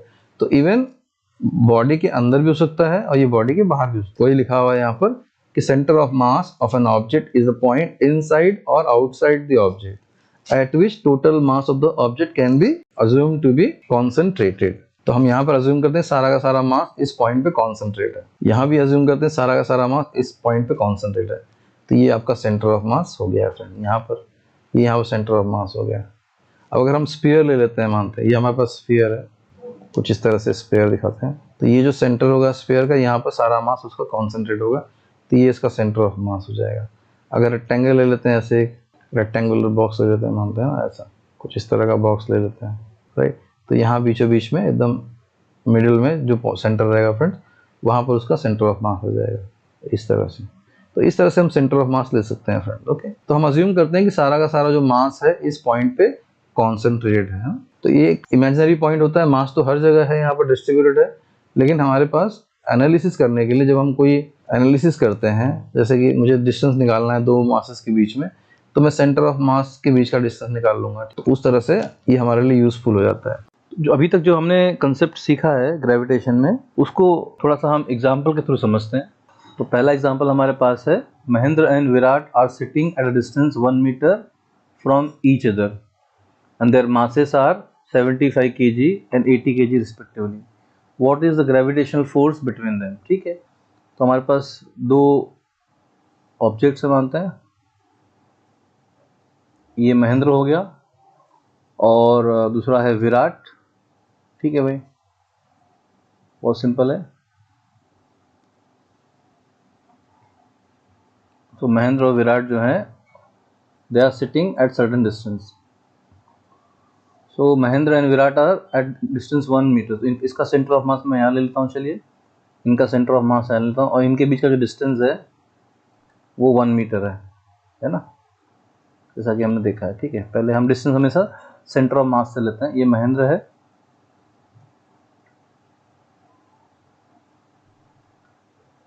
और ये पर्सन जो है इसका नाम विराट है, ठीक है, सिंपल। अब what is the gravitation force between them, ठीक है। मासेस दिया हुआ है, तो महेंद्र का मास भी दिया है हमको, महेंद्र का मास दिया है 75 kg, their masses are 75 kg and 80 kg respectively. तो इसको मैं m1 बोलता हूँ फ्रेंड्स। तो m1 जो है, महेंद्र का मास जो है वो 75 kg है, ओके, और जो विराट का मास दिया 80 kg दिया, तो उसको m2 बोलता हूँ, 80 kg, इस तरह से दिया हुआ है। अब इनके बीच में ग्रेविटेशन फोर्स एक्ट करेगा, ग्रेविटेशन फोर्स ऑफ अट्रैक्शन, इस तरह से इन दोनों के बीच में एक अट्रैक्शन फोर्स एक्ट करेगा ऐसे। तो हमें ये ग्रेविटेशन फोर्स ऑफ अट्रैक्शन निकालना है कितना है, ठीक है। तो हमने ऑलरेडी देखा हुआ है न्यूटन्स लॉ ऑफ ग्रेविटेशन। तो दो बॉडी अगर हमारे पास हैं, मास m1 और m2 होता है, ठीक है। उनका डिस्टेंस r है, उनके बीच का डिस्टेंस, राइट। तो उनके बीच में जो ग्रेविटेशन फोर्स है अट्रैक्शन का, वो हम ऑलरेडी इसका एक्सप्रेशन को पता है। तो f का वैल्यू होता है friends, f is directly proportional to होता है product of their masses and inversely proportional होता है square of distance between them. और जब हमने इसको सिंप्लीफाई किया तो g m1 m2 upon r square, ये एक्सप्रेशन है। तो अगर हम देखें तो हमारे पास डेटा अवेलेबल है, हमारे पास क्या क्या दिया हुआ है फ्रेंड्स। तो हमें r का वैल्यू दिया है 1 मीटर, r का वैल्यू 1 मीटर दिया हुआ है, ठीक है। m1 महेंद्र का मास 75 kg, m2 विराट का मास 80 kg दिया हुआ है। तो ये g का वैल्यू फिक्स होता है कहीं पर भी, तो आपको ये एक बार अगर आपने मेमोराइज कर लिया तो आप किसी भी प्रॉब्लम में ये पर्टिकुलर वैल्यू यूज कर सकते हैं, ठीक है। तो हम आते हैं सोल्यूशन पे, सोल्यूशन निकाल लेते हैं कि भाई उन्होंने क्या पूछा हुआ है। उन्होंने पूछा हुआ है हमको कि what is the gravitation force between, हमें फोर्स निकालना है, फोर्स का वैल्यू निकालना है, ठीक है। तो ग्रेविटेशन फोर्स निकालने का एक्सप्रेशन को पता है, F इक्वल टू क्या होता है। तो ग्रेविटेशन फोर्स निकालने का हमको एक्सप्रेशन पता है फ्रेंड्स, F इक्वल टू होता है G m1 m2 upon r square. Straight forward है, इसमें कोई भी कंफ्यूजन नहीं होना चाहिए। तो हमें g का वैल्यू पता है, राइट। ये g m1 m2 by r square जो न्यूटन्स लॉ ऑफ ग्रेविटेशन है उसके हिसाब से। तो यहाँ पर हमें 1 बाई 1 हम वैल्यू सब्स्टिट्यूट कर देंगे। तो g का वैल्यू है 6.67 इंटू 10⁻⁻11 इंटू, अब m1 इंटू m2 है तो m1 का वैल्यू 75 kg, m2 का वैल्यू 80 kg है, तो 80 kg लिख दिया हमने। m1 m2 और होल डिवाइडेड बाय जो आ जाएगा वो आ जाएगा r स्क्वायर। उनके बीच का जो डिस्टेंस दिया है हमको वो दिया है 1 मीटर, सो 1 स्क्वायर हो जाएगा सिंपली। ये f का एक्सप्रेशन है, f का वैल्यू मिल रहा है हमको। अब आगे और इसको सिंप्लीफाई करना पड़ेगा। अब यहाँ पर तो डिनोमिनेटर में 1 है तो कुछ नहीं करना है, डिनोमिनेटर ऐसे रह जाएगा। आप डिनोमिनेटर को नहीं लिखेंगे तो भी चलता है क्योंकि 1 है नीचे। तो 6.67 इंटू 75 इंटू 80 आपको ये मल्टीप्लिकेशन करना है। तो अगर आप यहाँ पर आप 6.67, 75 और 80 को मल्टीप्लाई करेंगे और 10⁻⁻11 साइड में रह जाएगा, तो आपको वैल्यू मिल जाएगा 44020। खाली ये 3 को मल्टीप्लाई बाद में आ जाएगा 10⁻⁻11 इस तरह से, है ना।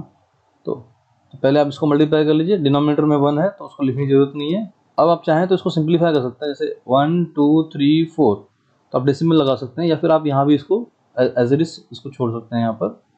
तो ये वैल्यू हो जाएगी 40020 इंटू 10⁻⁻11 न्यूटन। या फिर आप इसको F इक्वल टू आप इसको मॉडिफाई कर सकते हैं, जैसे यहाँ पर 1 2 3 4 तो 4 डेसिमल आप कम कर सकते हैं, तो ये हो जाएगा 4.002 इंटू 10 मैंने ऑलरेडी 1 2 3 4 डेसिमल ले लिया था, तो 11 में से 4 माइनस हो जाएगा तो आ जाएगा 10⁻⁻7। हमने पॉइंट्स को लेफ्ट में शिफ्ट किया है तो यहाँ से वो उतने डेसिमल कम हो जाएंगे, तो 4.002 कर सकते हैं आप न्यूटन। या फिर आप यहीं पर भी अगर आप इसको लीव करेंगे तो भी परफेक्ट है, कोई प्रॉब्लम नहीं थी। तो फाइनल आंसर हमको मिल गया 4.002 इंटू 10⁻⁻7 न्यूटन, ठीक है। तो बहुत बेसिक मेथड है, आप ये बेसिक मेथड यूज़ करके इसको सॉल्व कर सकते हैं। तो इसका जो एक्चुअल आंसर हमने यहाँ लिखा हुआ है फ्रेंड्स, तो आंसर है इसका 4.002 इंटू 10⁻⁻7। अगर यहाँ भी आप लीव करेंगे तो भी चलेगा, अदरवाइज आप एक स्टेप यहाँ लिख सकते हैं। तो 4.002 इंटू 10⁻⁷ इसका फाइनल आंसर है। मेथड बहुत सिंपल है, हमने इसमें basically Newton's law of gravitation का यूज़ किया हुआ है, ठीक है। एक और एग्जांपल देखते हैं, थोड़ा और क्लियर होगा आपको। Example number 2। सो यहाँ क्या कह रहा है वो देखते हैं फ्रेंड्स। यहाँ जो क्वेश्चन है इस तरह से है कुछ, इन the above example assuming that the bench on which Mahendra is sitting is frictionless. तो हम अज्यूम कर रहे हैं कि एक बेंच है हमारे पास, ठीक है, चलिए। और यहाँ विराट है और ये लोग जो बैठे हुए हैं एक बेंच पे बैठे हुए हैं, तो हम मानते हैं कि यहाँ पर एक बेंच है, इन्होंने बेंच पे बैठा हुआ है, ठीक है। समझने के लिए मैं कहता हूँ कि ये लोग एक बेंच पे बैठे हैं, इन्होंने कुछ इस तरह से, ठीक है। तो वो क्या कह रहा है, in the above example assuming that the bench on which Mahendra is sitting is frictionless starting with 0 velocity, what will be the Mahindra's velocity of motion towards the Virat after 1 second, will this velocity changes with time. Okay, अभी होना क्या है यहाँ पर, हमने देखा था friends कि इनके बीच में एक फोर्स एक्ट करने वाला है इस तरह से, F है ना, और हमने फोर्स का वैल्यू निकाल लिया था। तो महेंद्र जो है, ये महेंद्र बैठे हैं यहाँ पर, यहाँ विराट बैठे हैं, ठीक है।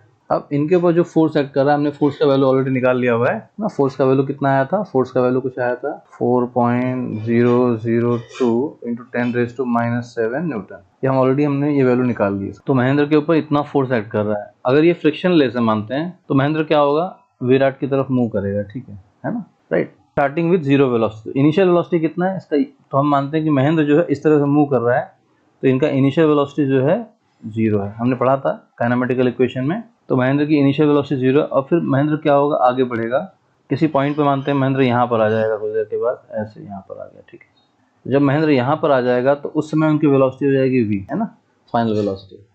सो वही लिखा हुआ है कि इन the above example assuming that the bench on which Mahendra is sitting is frictionless, कोई फ्रिक्शन नहीं है उसमें, फ्रिक्शन नहीं है तो क्या होगा, फोर्स की वजह से महेंद्र इस तरफ मूव करेंगे। So starting with zero velocity, initially वो जीरो वेलोसिटी पे थे। So what will be the Mahendra's velocity of motion towards Virat, Virat की तरफ वेलोसिटी कितनी होगी, 1 सेकंड के बाद, ओके। तो यहाँ पर पूछा है will this velocity change with time और एंड हाउ, तो ये जो वेलोसिटी है इनका महेंद्र का, वो चेंज होगा विद टाइम या नहीं होगा, तो कैसे चेंज होगा, ठीक है। तो पहले हम देखिए काइनेमेटिकल इक्वेशन यूज करेंगे इसमें।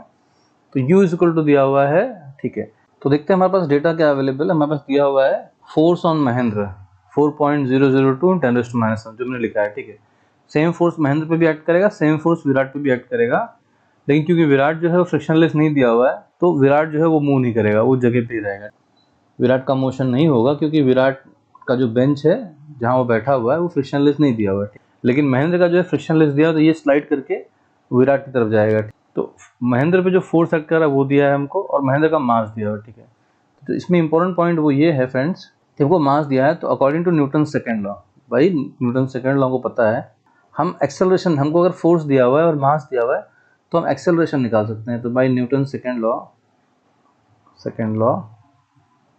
है ना, न्यूटन सेकंड लॉ क्या कहता है कि फोर्स जो होता है, एफ जो होता है फोर्स, वो होता है मास इनटू एक्सेलरेशन। मास, महेंद्र का मास हमने m1 लिया हुआ है फ्रेंड्स, तो ये m1 75 kg दिया हुआ है, तो m1 हो जाएगा, और महेंद्र का एक्सेलरेशन a1 हो जाएगा। तो यहाँ से हम महेंद्र का एक्सेलरेशन निकाल सकते हैं a1, एक्सेलरेशन ऑफ महेंद्र वो हो जाएगा friends force divide by mass m1, ठीक है। कहीं भी अगर हमको एक्सेलरेशन निकालना है तो हम फोर्स को मास से डिवाइड कर देंगे तो एक्सेलरेशन मिल जाएगा। तो यहाँ फोर्स है हमारे पास 4.002 10⁻⁻7 न्यूटन, डिवाइड बाय मास कितना दिया हुआ है, मास दिया हुआ है 75 kg। तो अगर 4, आप इसको अप्रॉक्सीमेटली 4 भी ले सकते हो, तो 4/75 करना है फ्रेंड्स, ओके। तो अगर आप 4/75 करेंगे तो ये वैल्यू आ जाएगी 4/75 करेंगे तो ये वैल्यू हो जाएगी फ्रेंड्स 0.053 आएगा। अगर आप डिवाइड करेंगे तो सिंपल डिवीजन है, आप 4 को 75 से डिवाइड कर लीजिए, है ना, तो आएगा 0.053, और यहाँ बचेगा 10⁻⁷, ऐसे कैसे लिख देंगे, क्योंकि हमें फाइनल वेलोसिटी निकालना है तो काइनेमेटिकल इक्वेशन यूज करना पड़ेगा, तो इसलिए मैं ये पहले एक्सेलरेशन निकाल रहा हूँ, ठीक है। अब हमारे पास काइनेमेटिकल इक्वेशंस अवेलेबल है, हमें v निकालना है भाई, हमारे पास, और टाइम भी दिया है इन्होंने, टाइम दिया है 1 सेकेंड, 1 सेकेंड के बाद, है ना, 1 सेकेंड के बाद वेलोसिटी कितना होगा, तो हमारे पास एक्सेलरेशन आ गया, टाइम आ गया, और इनिशियल वेलोसिटी आ गया।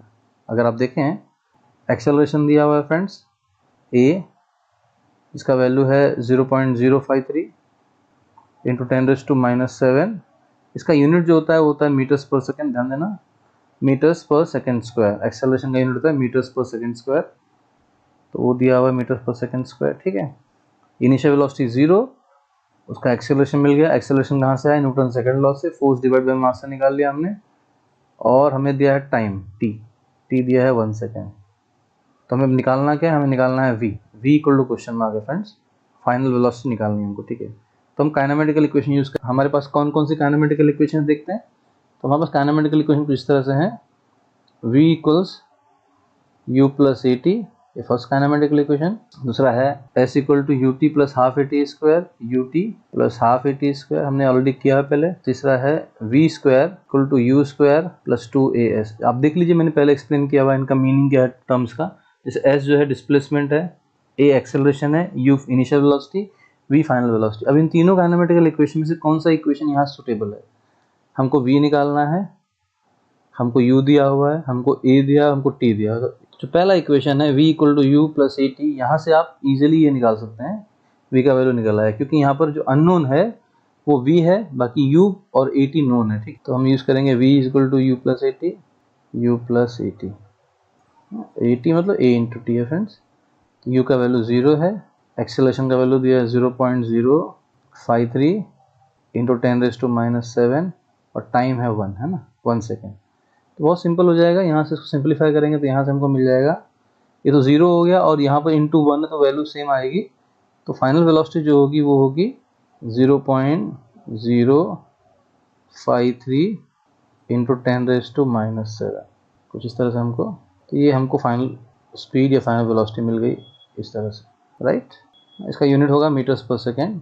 अब जो, तो हमें फर्स्ट पार्ट का आंसर मिल गया, will this velocity change with time, yes, क्योंकि आप देखिए यहाँ पर क्या हो रहा है, v is equal to u plus a t है, तो u तो 0 है लेकिन a इंटू टी है, तो जैसे जैसे टाइम बढ़ाएंगे वैसे वैसे क्या होगा, उसकी वेलोसिटी बढ़ती रहेगी। जैसे t अभी 1 सेकंड है तो इतना है, अगर t 2 सेकंड कर देंगे तो यहाँ 2 आ जाएगा, 1 के बदले में 2 आ जाएगा, राइट, क्योंकि t पे डिपेंड कर रहा है ना, u तो 0 है, ये पार्ट तो 0 है यहाँ पर, लेकिन ये जो पार्ट है t पे डिपेंड कर रहा है ना, जैसे t बढ़ाएंगे आपका वेलोसिटी बढ़ता रहेगा। तो इसका आंसर होगा yes, velocity will change with time. तो v का आएगा, तो हम कह सकते हैं कि जो वेलोसिटी होगी वो चेंज करेगी कैसे, एक्सेलरेशन इनटू टाइम, तो टाइम इस तरह से चेंज हो जाएगी, ठीक है। ये जो है एक्सप्रेशन, क्यों, क्योंकि u का वैल्यू 0 था फ्रेंड्स, है ना, तो वही हमको लिखना पड़ेगा यहाँ पर कि yes, will this velocity change with time, yes, so velocity of the Mahendra will change with time, okay, with the relationship v is equal to 80, क्योंकि u का वैल्यू 0 है तो u 0 हो गया, तो v इज इक्वल टू 80, ठीक है। Answer होगा yes, velocity will change with time, will change with time, with time, by relation v equal to acceleration times time, okay. तो इस रिलेशनशिप से क्या होगा, वेलोसिटी चेंज होगी। ये आपको एक लाइन लिखना पड़ेगा यहाँ पर, ठीक है, इस तरह से। तो होपफुली ये क्लियर हो गया आपको। हमने कुछ नहीं किया इसमें पहले हमने एक्सेलरेशन निकाल लिया, हमें फोर्स पता था तो फोर्स को मास से डिवाइड करके एक्सेलरेशन निकाल लिया, हमको इनिशियल वेलोसिटी दी हुई थी, फाइनल वेलोसिटी निकालना था और टाइम दिया हुआ था, तो हमने इक्वेशन यूज किया v equal to u plus a t, u का वैल्यू 0 है तो v is equal to a into t, a है 0.053 10⁻⁷, टाइम 1 था, 1 सेकेंड। उन्होंने पूछा था कि velocity will change with time, तो हमने लिखना yes, it will change with time, जैसे जैसे टाइम बढ़ेगा वेलोसिटी बढ़ती जाएगी, ठीक है। तो इस तरह से वेलोसिटी जो है टाइम पे डिपेंड रहेगी, है ना, क्योंकि एक्सेलरेशन जो है उसका कांस्टेंट है, a का वैल्यू जो है फिक्स है, तो टाइम जैसे जैसे बढ़ाएंगे वैसे वैसे वेलोसिटी बढ़ती जाएगी। ये हमारा एग्जाम्पल नंबर 2 था, बहुत सिंपल क्वेश्चन है। खाली इसमें जो मेन इंपॉर्टेंट चीज़ समझना था वो ये था कि हमने निकाला था एक्सेलरेशन निकालना इंपॉर्टेंट है, क्योंकि एक बार एक्सेलरेशन मिलेगा तो ही फिर आप काइनेमेटिकल इक्वेशन यूज कर पाएंगे। आइए नेक्स्ट एग्जाम्पल देखते हैं, एग्जाम्पल नंबर 3। क्वेश्चन पूछा हुआ है friends, calculate the gravitational force due to earth on Mahendra in the earlier example. तो जो हमने एग्जाम्पल पहले किया था, महेंद्र पे कितना ग्रेविटेशन फोर्स एक्ट कर रहा है, हमें यहाँ निकालना है। Calculate the gravitational force due to earth on Mahendra. पहले हम अर्थ ले लेते हैं फ्रेंड्स, तो मानते हैं ये अर्थ है, मैं एक रफ स्केच ड्रॉ करता हूँ अर्थ का, मानते हैं अर्थ इस तरह से है, ठीक है, यहाँ सेंटर ऑफ अर्थ यहाँ पर है, ठीक है, इस तरह से महेंद्र यहाँ पर खड़े हुए, ठीक है। अब हमको पता है कि महेंद्र का जो मास है दैट इज m, महेंद्र का मास जो है वो 75 kg हमको पता है ना, महेंद्र का मास हमने 75 kg लिया हुआ है, तो ये 75 kg महेंद्र का मास है फ्रेंड्स, ठीक है। और महेंद्र कुछ सरफेस पे खड़े हैं, तो इनका जो डिस्टेंस होगा अर्थ से, है ना, ये हो जाएगा रेडियस ऑफ अर्थ, जो रेडियस ऑफ अर्थ है ये हो गया, ठीक है। और यहाँ पर जो सेंटर में जो है मास किसका सिचुएटेड है, तो सेंटर इस पॉइंट पे मास ऑफ अर्थ हो जाएगा कैपिटल M, ठीक है। तो हमने महेंद्र का मास स्मॉल m ले लिया है 75 kg, और यहाँ अर्थ का मास इस सेंटर पे रहेगा और बीच का डिस्टेंस जो है रेडियस है। तो क्या होगा, आप देखेंगे कि महेंद्र को जो है अर्थ अपनी तरफ अट्रैक्ट करेगी ग्रेविटेशन फोर्स, है ना, इस तरह से महेंद्र के ऊपर ग्रेविटेशन फोर्स एक्ट करेगा F। तो हमें ये ग्रेविटेशन फोर्स निकालना है, ठीक, राइट। तो डेटा क्या अवेलेबल देख लेते हैं फ्रेंड्स हमारे पास। तो हमारे पास पहला तो मास ऑफ अर्थ दिया हुआ है, तो हमारे पास अवेलेबल इन्फॉर्मेशन क्या है फ्रेंड्स, तो mass of earth capital M जो लिया है वो है 6 इंटू 10⁻24 kg, ये आपको याद रखना पड़ेगा। मास ऑफ अर्थ फिक्स रहता है, तो 6 इंटू 10⁻24 जो है kg, ये मास ऑफ अर्थ हो गया फ्रेंड्स, ठीक है। दूसरा रेडियस ऑफ अर्थ, r की वैल्यू दी हुई है हमको, ये है 6.4 इंटू 10⁻6 मीटर्स, ये भी दिया है, रेडियस ऑफ अर्थ भी दिया है हमको, ठीक है, राइट। और हमको पता है कि महेंद्र को अपनी तरफ ये अट्रैक्ट कर रहा है, ये कुछ फोर्स है, ग्रेविटेशनल फोर्स है ना, एफ है, इस तरह से। तो रेडियस ऑफ अर्थ दिया हुआ है 6.4 इंटू 10⁶ मीटर्स। ओके, अच्छा महेंद्र का मास 75 kg दिया हुआ है और ग्रेविटेशनल कांस्टेंट जो कि फिक्स होता है 6.67 10⁻11 Newton metre square per kg square. ये इन्फॉर्मेशन हमको अवेलेबल। तो हमें इसमें कुछ भी उतना मुश्किल नहीं है, हमें Newton's law of gravitation use करना है और फोर्स निकालना है ना, एफ निकालना है, राइट। ग्रेविटेशनल फोर्स निकालना है तो by Newton's law of gravitation, straightforward है। एफ का वैल्यू क्या आएगा, ग्रेविटेशनल फोर्स एफ की वैल्यू कितनी आएगी, ये हो जाएगी G product of their masses, तो मास ऑफ अर्थ ले लिया बड़ा वाला, स्मॉल मास ऑफ महेंद्र हो गया, divide by square of distance between them, तो उनके बीच का डिस्टेंस जो है रेडियस ऑफ अर्थ है, इस तरह से आ जाएगा। अब जी का वैल्यू हमको पता है 6.67 10⁻11। थोड़ा कैलकुलेशन ध्यान देना है आपको, है ना। तो कैपिटल एम दिया है 6 into 10⁻24, small m mass of Mahendra 75 kg है, राइट, और whole divided by R square. तो आर की वैल्यू यहाँ पर दी हुई है 6.4 10⁻6, 6.4 इंटू 10⁻6 दी होल स्क्वायर, है ना। तो यहाँ पर आप थोड़ा सा सिंप्लीफिकेशन कर लेंगे।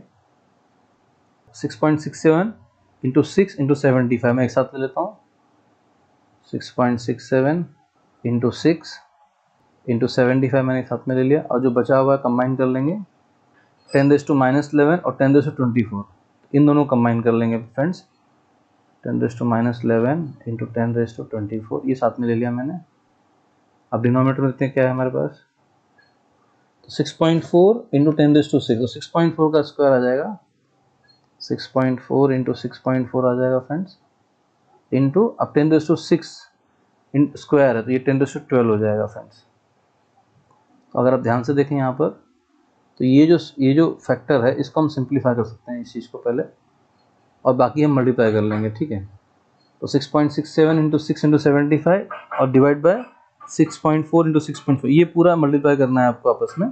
तो अगर आप ये मल्टीप्लिकेशन करेंगे सेपरेटली, आपको पहले न्यूमरेटर मल्टीप्लाई करना है, फिर डिनोमिनेटर मल्टीप्लाई करना है ना, और फिर डिवाइड करना है। आप कुछ कॉमन फैक्टर कैंसिल भी कर सकते हैं इसमें, तो आपको ये वैल्यू जो है ये मिल जाएगी।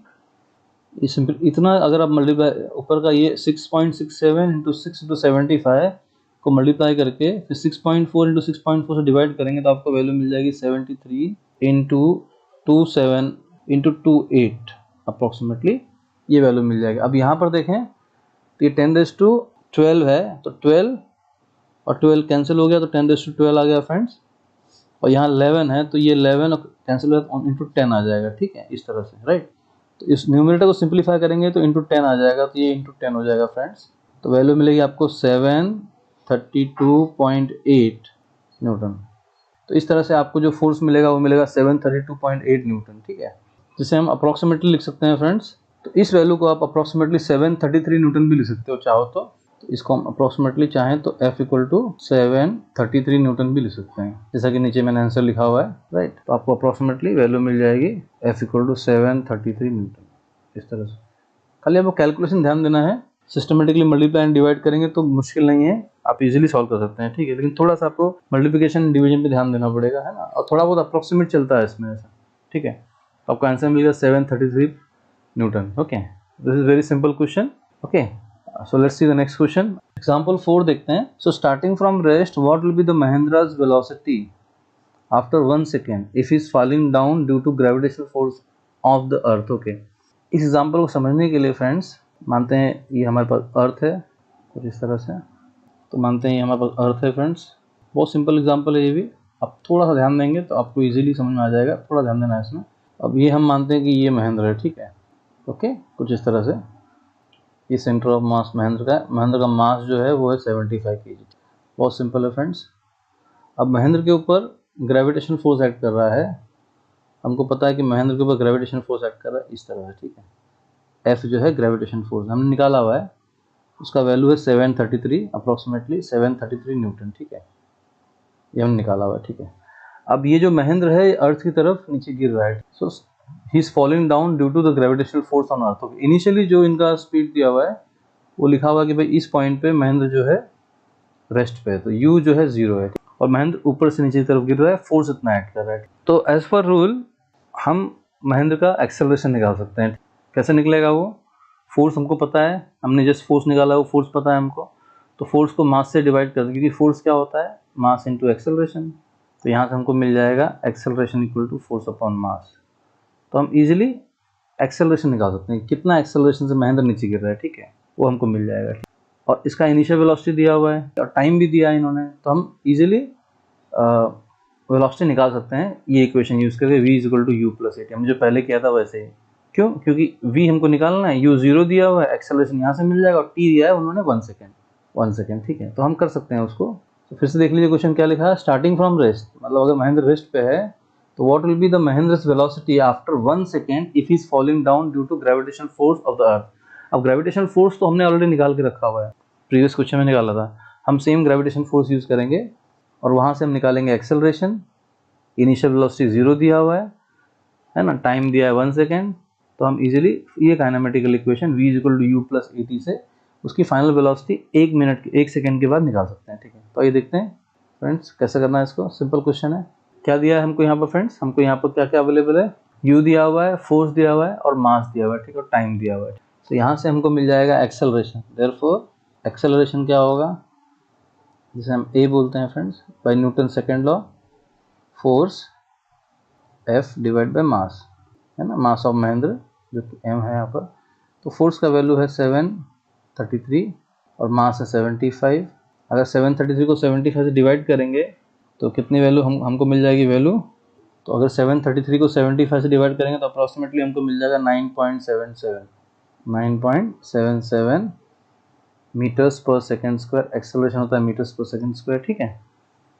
ओके, तो हमको a का वैल्यू मिल गया, एक्सेलरेशन मिल गया, हमको u 0 दिया हुआ है, टाइम भी दिया है हमको फ्रेंड्स, टाइम दिया है कितना, 1 सेकेंड ना। By using kinematical equation use करते हैं। चलो हमें फाइनल वेलोसिटी निकालनी है, बहुत सिंपल है, आप इसी तरह से करोगे तो आंसर आ जाएगा आपका। v equal to final velocity equal to initial velocity u plus acceleration times acceleration into t. u तो 0 है, एक्सेलरेशन है friends 9.77 metres per second square, into time जो दिया है 1 सेकेंड दिया है, ठीक है। तो यहाँ से फाइनल वेलोसिटी मिल जाएगा हमको 9.77 मीटर्स पर सेकेंड। बहुत सिंपल है, इस तरह से आप फाइनल वेलोसिटी निकाल सकते हैं इस केस में। होपफुली आपको समझ में आ गया होगा ये क्वेश्चन। तो होपफुली ये क्वेश्चन समझ में आ गया होगा आपको।